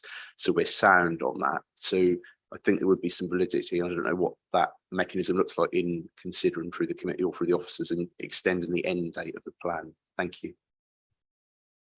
Yeah, there's two things which stem from that, actually. Moving the plan period about is theoretically possible. You could start a date later and finish it later. That's within your gift to do it. But really that sort of modification ought to be grounded in a representation that's been received. You know, we ought to be able to say, well, actually, Joe Bloggs suggested this. Now, as it happens, Joe Bloggs has suggested that, or somebody similar to Joe Bloggs has raised that issue in the representations and said, actually, it might be a better idea if you were to start your plan in 2018 or 2020 and extend the end date to 2038 or 2040, because actually the growth that's in the plan can cover that period. You know, I said some of the growth at North Walsham and Fakenham is beyond 2036. So it's actually just be changing the dates on the front cover. The downside to looking at planning over a longer time period is a lot of the evidence base that we prepared specifically looked at what was happening between 16 and 36. You know, the retail study and some of the other things we did have a shelf life of usefulness, which tapers off if you're planning in the dim and distant back end of next century sort of thing. So there's a balance there of risk around, would extending the plan period mean reopening some of the evidence, which would be a pain to be frank, Or is there value in extending the plan to cover another couple of years at the back end? Would that make it a more robust position? Again, you know, it's a judgment ultimately. Just very quickly, Madam Chair, the other point is we're all 6 years in and how long it takes to deliver the next plan, and your time gap in the middle is ever shrinking. Thank you. I mean, I know that this has been discussed before, the fact that we are trying to get the local plan through as quickly as possible because of next year, with the fact that quite a number of our members may no longer be members here. So to actually have a local plan, then have to start again with fresh members. It happens all the time, but we're trying to be a bit more sensible about it this time. Nigel, you wanted to say something. Thank you, Madam Chairman. Yeah, I just want to pick up on the point that I think Jeremy has well made, and that is the politics that will be in play in the months of next year. So I think I want to be clear in my mind where this plan is going to be in next year. So the examination phase for me is quite crucial.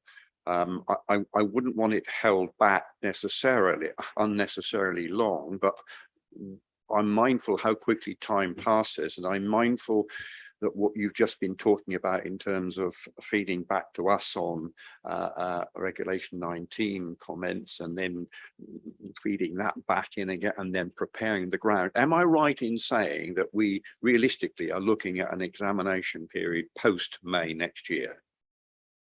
So there are two relevant milestones or processes, if you like. One is plan submission. That's in our control. We can decide when we submit the plan. And when I talk about submitting the plan early in the new year, I'm talking about submission, just getting the document to the planning inspectorate.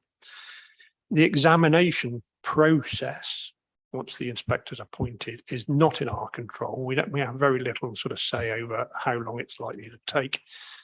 There's some nightmare stories out there nationally. You know, some plans have been in examination for 5 years or more.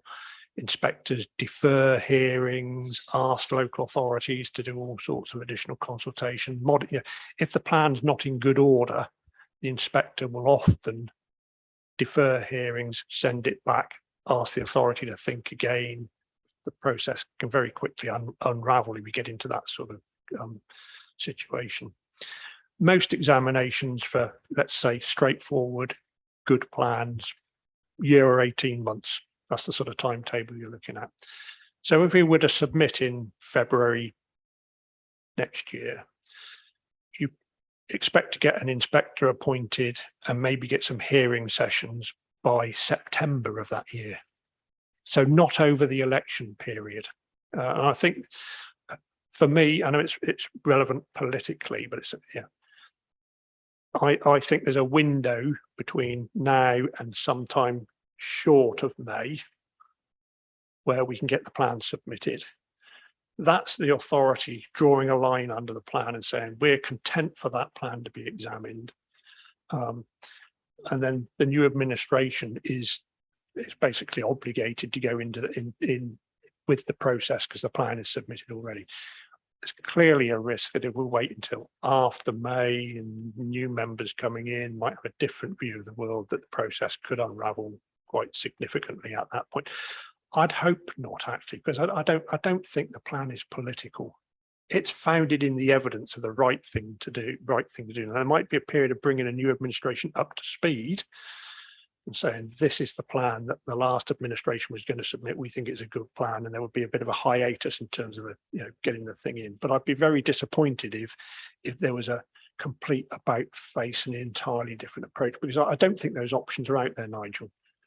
You know, that's reassuring to hear, and I could be wrong. I think pragmatically speaking, I was on a time scale that I was hoping that it was going to be submitted before the next election, because that's, to me, seals off, no matter what our fates are, that seals off a piece of work, and it runs beyond then into a new era, and the implications of that will be dealt with the set of people that will be in place then. So that's absolutely fine with me. I just didn't want the waters to be muddied during the months running up to the election. And because this has to be apolitical, it has to be that has to be neutralized. And I'm just really anxious that we have taken that point on board. The second point I really want to make was I understand what you say when you have explained that the cost of materials, the cost of labor, which we've seen recently and is still in progress. Let's not underestimate, this is still going north quite fast. And also the cost implications of nutrient neutrality, of which we don't really know what that's going to be. We've got some idea, but until that gets refined, we don't know what that's going to be. So for me, there's still a significant issue around site viability and deliverability. And you've already said what we don't want is a situation where the nutrient neutrality areas sort of stay static and everything else goes on to those areas which are not. So I'm just asking whether or not we've got enough checks and balances in the policy at the moment to ensure that some of that potential destabilizing won't happen. Because, you know, a lot of those costs, as you rightly say, at the moment are being encapsulated in higher prices. But I'm not confident that that's going to continue in the next few years. I believe that that may actually go the other way. And so some of the checks and balances that need to be in the plan for those reasons, I don't think that we've discussed. And I just wonder whether there is a piece of work just to do to make sure that we've got those facilities in place. Yes.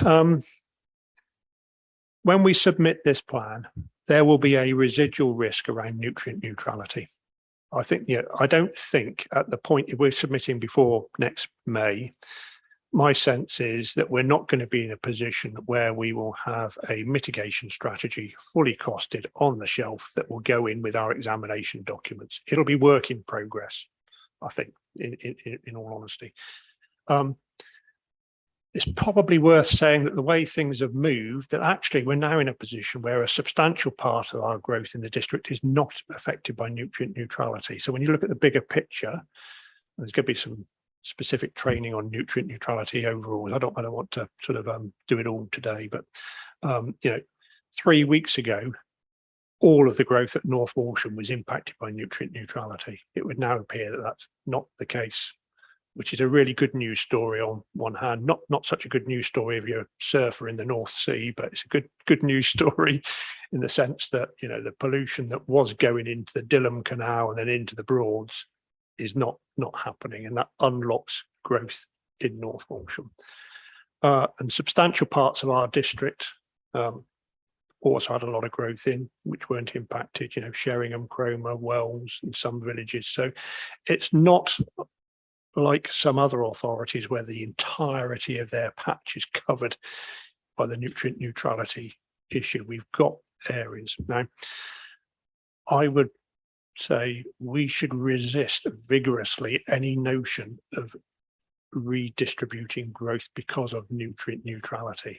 It is a temporary issue that in a period of time as yet not fully determined will be addressed. So when you're looking at producing a plan which is covering a 20-year plan period, to sort of do an about turn and say, let's not develop at Fakenham, to take an example of Fakenham, because of nutrient neutrality, let's put all of that growth at Cromer because it's not impacted by nutrient neutrality, would be absolutely the wrong thing to do. So I think that's why I'm now saying that the nutrient neutrality issue, I think, was a significant risk 6 months ago when we didn't really fully understand the consequences. We've now got a better feel for it. And every day, not every day, quite regularly, I hear of people talking about different types of mitigation, which are quite cost effective, not hugely expensive. You know, when the thing landed in our in trays 6 months ago, it was all about creating expensive wetland habitats all over the countryside and buying the rights from farmers to offset their pollution, all those sort of things. I'm beginning to hear conversations about all sorts of other stuff that might fit under the mitigation strategy that looks more cost effective and easier to deliver. So I'm a bit more confident about it. The viability assessment's got a number in it. We've put a number in of £5,000 a house.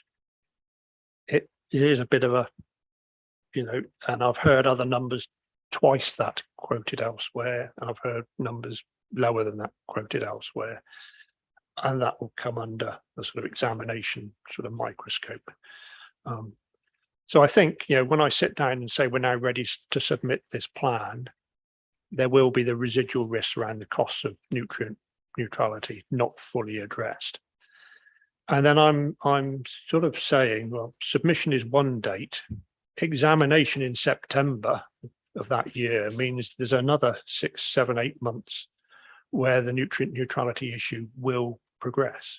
So when we actually sit down in front of the examining inspector, we'll be in a different position at that date than we were when we submitted the plan. And there's not really much value in delaying and waiting another 6 or 7 months until you know the answers. But it's a risk.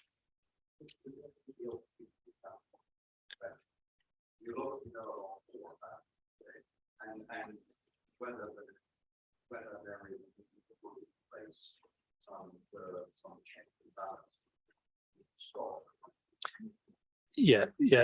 So the examination processes have got much more sort of, I use the word iterative, much more discussive. Inspectors much more are prepared to say, well, I'll accept some additional evidence. I'll accept your mitigation strategy. National guidance has changed. There were these unforeseen circumstances which we now need to consider. So submission is a point in time. Examination is another point in time, and the inspector will look at what's available at the second point in time when they're sort of looking through the sort of evidence and what to do with the plan. So thank you. Virginia and then Jeremy. We ought to punch on a bit now because we're getting on in time. I shall be quite straightforward. First thing, Mark, if the modifications document is quite significant, we will have plenty of time to read it carefully, won't we? Yeah, I mean, I don't want to railroad this through or give the impression that we're not going to give the opportunity. I'm going to circulate the document in the hope that you'll make yourself familiar with it before you turn up at a meeting. Exactly. So and I think that's sort of forward planning, but it is a big document. I think we can condense the issues down into a dozen or 20 or 25 key issues. You do not have to answer 75 representations that all say the same thing. I just wanted to make sure we'd have it a sufficient number of days in advance, so it wouldn't be like the It's in hand and available. It's just about thinking about circulating it and how to get it to you, really. Thank you. And the second thing I wanted to clarify was, it's my understanding, but I can't remember this clearly enough, that the full council meeting where we will all have a chance to vote for or against the local plan, that happens before it's submitted, doesn't it? We vote and say, this is our plan, we agree it be submitted. Yeah, I think the decision to submit requires a council resolution. I think so too. So whatever happens to any of us after May, we are going to have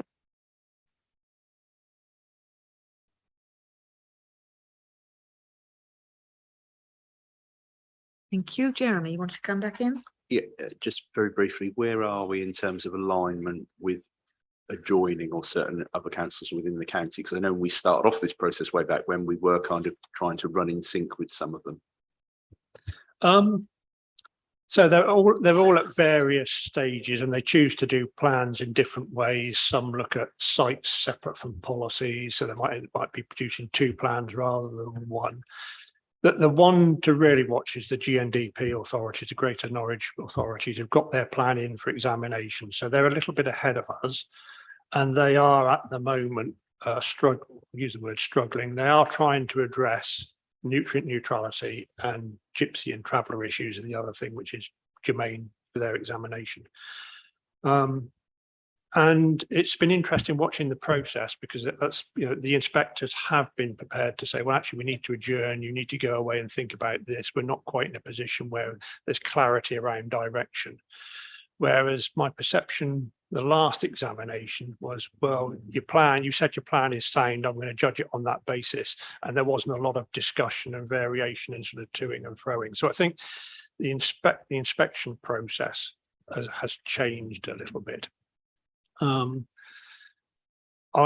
don't think we'll have a decision or anything which will be useful to us coming out of the GNDP plan early in the new year. I think they've got some examination sessions, I think were programmed for October, early November. Well, we're there now. I'm not quite sure whether those are still happening. I'd be surprised if there's any substantial changes which would inform our decisions on the basis of plans which are in the pipeline. They're all covering up to about 2036, 2040. So they're broadly sort of aligned.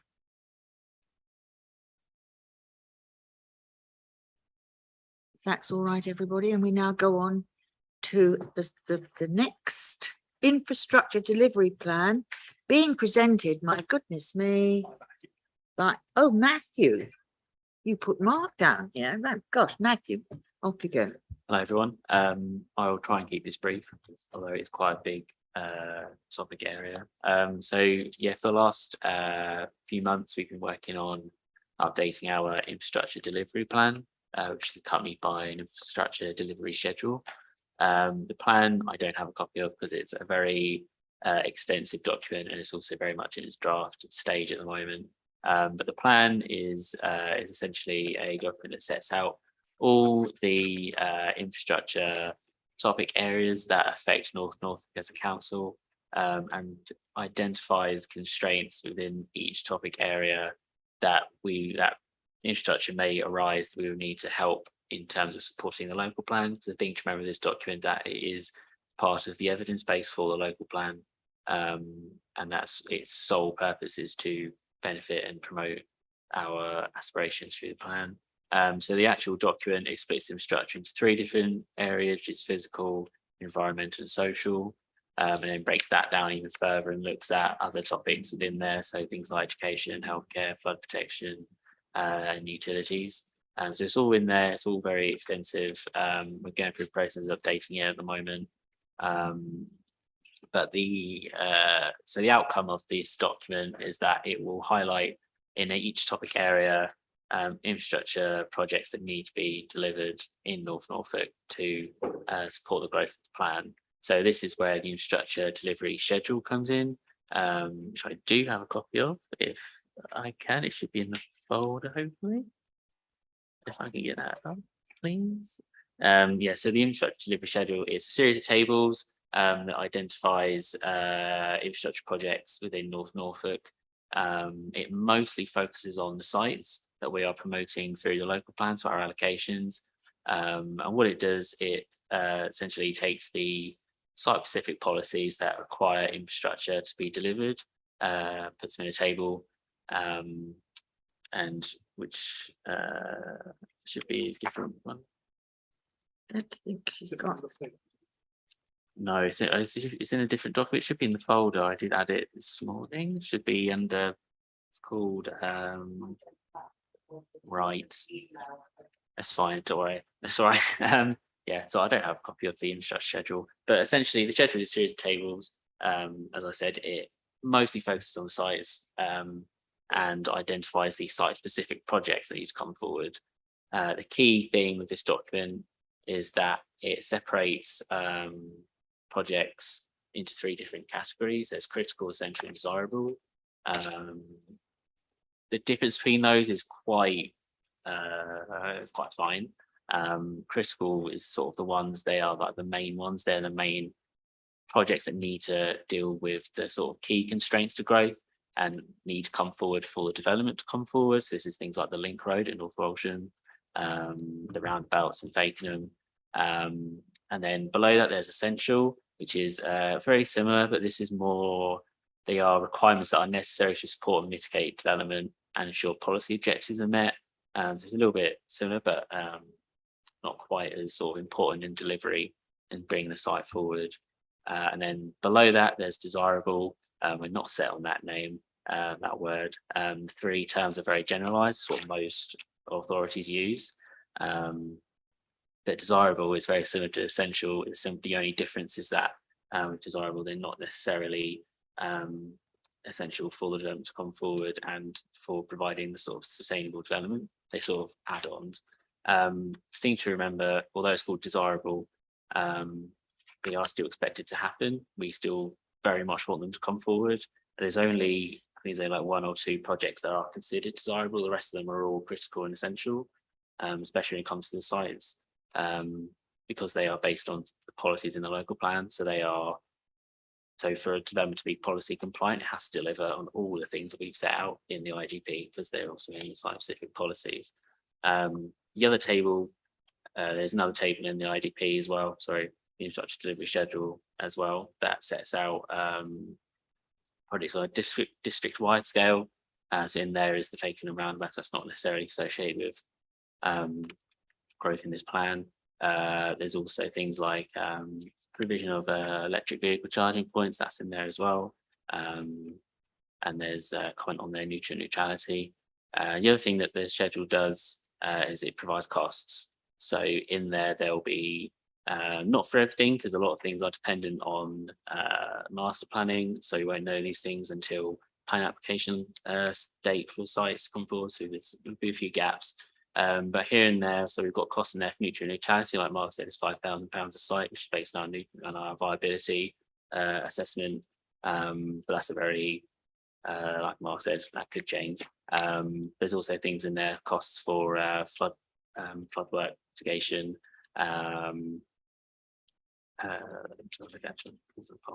My head. Yeah, dry rounds as well. We've got costs for by site. So the purpose of it is so developers can see generally what costs they will need to provide for and what we would expect to be delivered in sort of what we consider to be most important, being critical and things like that. It's all very much in a draft stage, including the schedule, all pretty subject to change. It's a live document, so we will be so unlike other sources of evidence based for local plan, where once we are at submission, they're done. This is different. It will keep being added to and updated because it's got a lot of information in there that we want to keep live and as up to date as possible. Thank you. That's all we've got. Thank you. Thank you. I just want to put in just my little say here really about economic development, because it's not necessarily part of the local plan, but it is an underlying aspect of our region.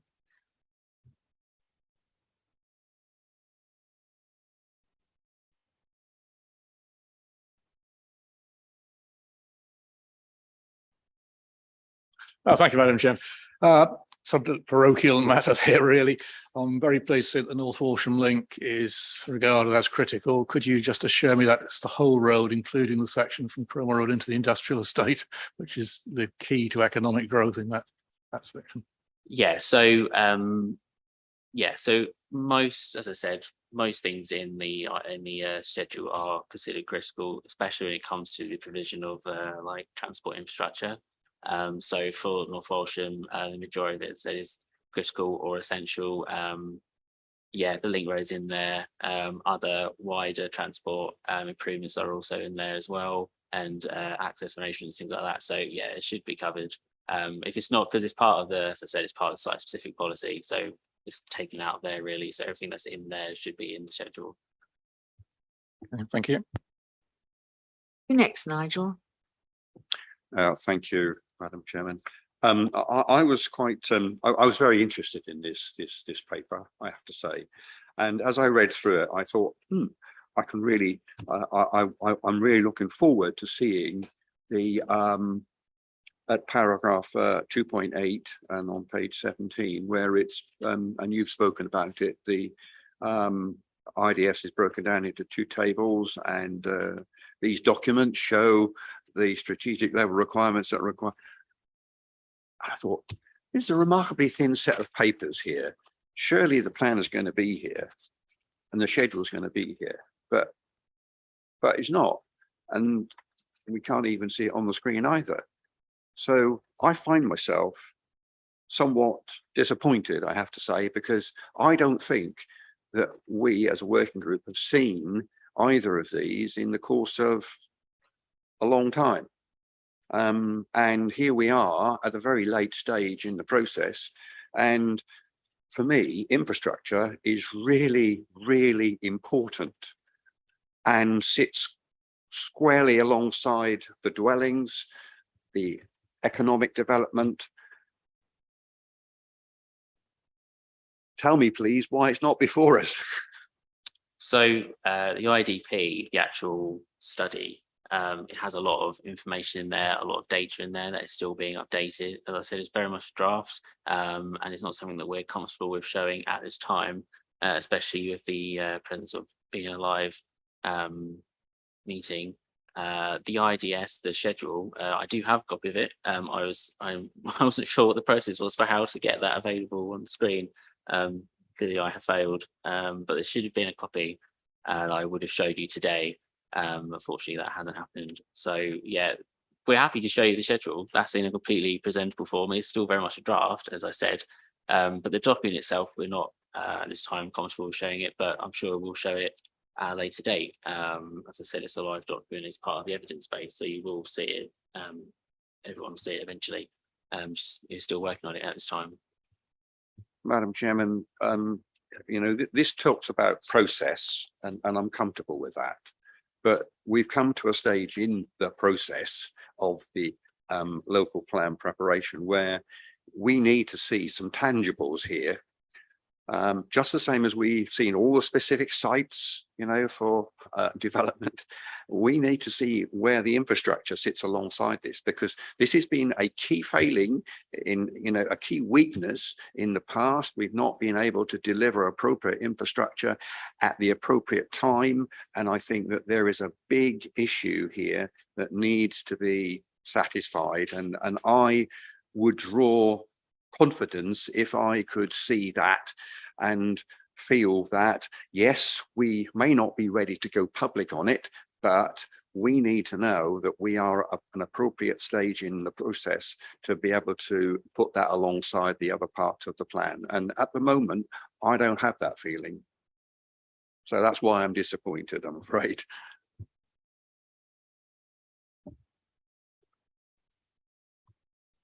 We had a briefing last week, I think it was, on CTAP, Coastal Transition Accelerator Programme. Now I've heard you mention infrastructure here in terms of flooding, but obviously CTAP is looking at erosion and rollback and adaptation. How much of that is going to be linked in? Because obviously that's a very moving target at the moment with CTAP. It's just getting underway. So I think we've got to distinguish between infrastructure in its broadest sense and infrastructure which is linked to the delivery of the development plan. So yeah, there may well be lots of other projects going on under the broad umbrella of infrastructure, but they're not actually to do with the development plan process and delivering growth. I don't know enough about the particular reference you made there to give you a clear answer as to whether it would be included or not. I want to go back to Nigel's concerns. I think it's a perfectly reasonable point that's been made here. We didn't anticipate or expect you to sign off on the content of the infrastructure delivery plan. And had we said, here's a document we want you to endorse, then I think it would have been in front of you and you'd been able to read through it and say, well, actually, I think there's a deficiency here. It was a sort of introductory item. And we were mindful of the fact, actually, that you've made that infrastructure has not had the priority through plan preparation. I don't think that perhaps it should have. So I'm going to suggest that we need to debate this again. It needs to come back with a fuller set of papers so you can see what we're actually talking about in practice, with the caveat attached that it's unlikely to be completed work. It is one of those documents that will move over time. And I think, you know, the schedule, we can add things into the schedule. I think that is important, but actually the other part of the document, which is more of a descriptive sort of document, which describes how infrastructure is commissioned whose responsibility is it? What is our approach to Section 106 obligations? What do we collect in terms of green infrastructure strategy contributions? Will be equally sort of interesting. The schedule is the outcome in a way, but I think the process, how does the health organisation work? What's our interaction between us and public health and doctor surgeries and all those sort of things? And then once we've got that, people can see how commissioning of infrastructure works, what the outcome is and what's in the schedule, what needs to be delivered, how much it's going to cost. I think it then provides quite a good platform in terms of monitoring. So when these things are delivered, they come off of the list. You know, we can say to Holt Town Council that that development funded that £50,000 extension to the doctor's surgery, which is the criticism all the time, that people don't see the link between house building and Section 106 contributions that happen in a murky room somewhere and actual expenditure in the infrastructure following along. So, but I think it's an item we should return to. I'm not asking you to sign it off. I accept the criticism that you haven't got a full set of papers in front of you, and we'll bring it back, I think. Would that be next month or a couple of months? Well, I'm going to look to my colleague on the right here who's doing most of the work on it. I mean, obviously there's a window now to get this work done, so I don't expect it to be delayed for months and months and months. It's just about progressing it a little bit further than we've got, and then we'll come back with something. Okay. Yeah, I think we're getting into a good position with it, that whatever Mark and Ian agree with the timings, we can definitely provide something.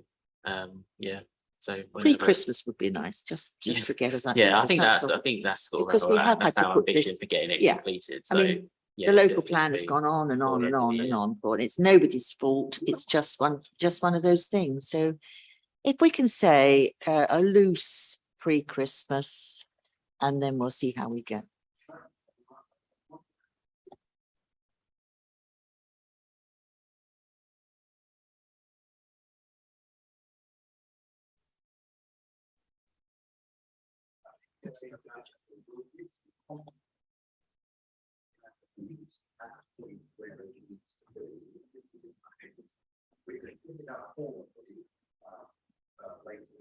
Yeah, yeah.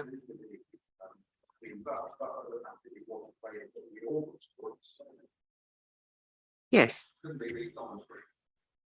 Yeah, if I could find, if there was a way to get it on screen, I can get it on right now, but I just don't know how to do it because No, I'm well- new. So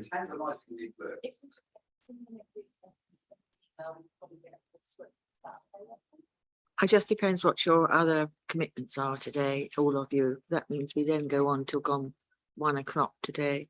No, I don't think Jeremy can do that. And you can't do that. No, we'll have to go back to the original and ask you to circulate as and when, and then we can come up for a discussion. yeah, that's fine. Yeah.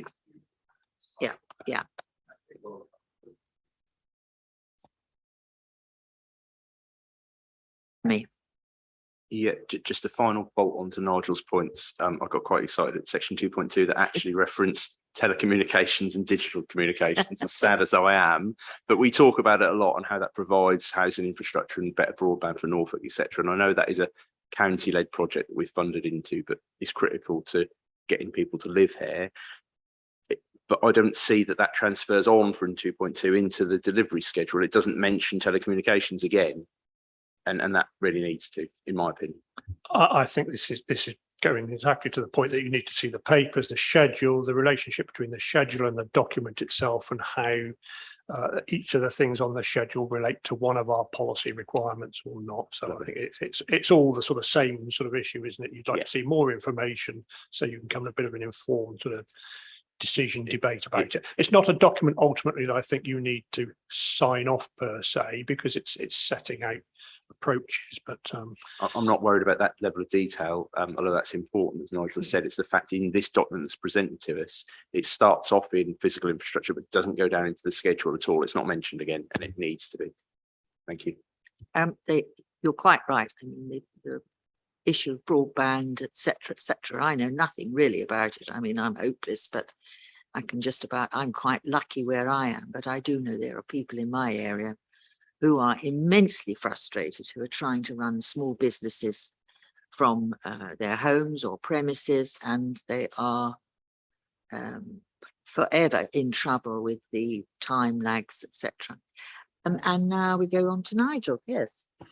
Thank you, Madam Chairman. As regards infrastructure, Mark knows my feelings on that, but I have to I do support my colleague Nigel Dixon's comments. Infrastructure appertaining to any development, whether it's a local plan, a regional plan or whatever, is always going to draw swift and stark remarks from the people that are going to be affected by the development for whatever reason.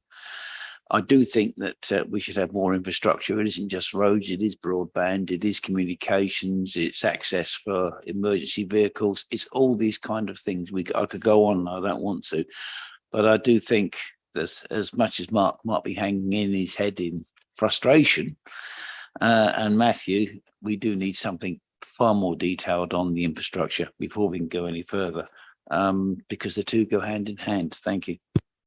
Sorry, just to confirm, we do talk about broadband within the IDP, the actual study.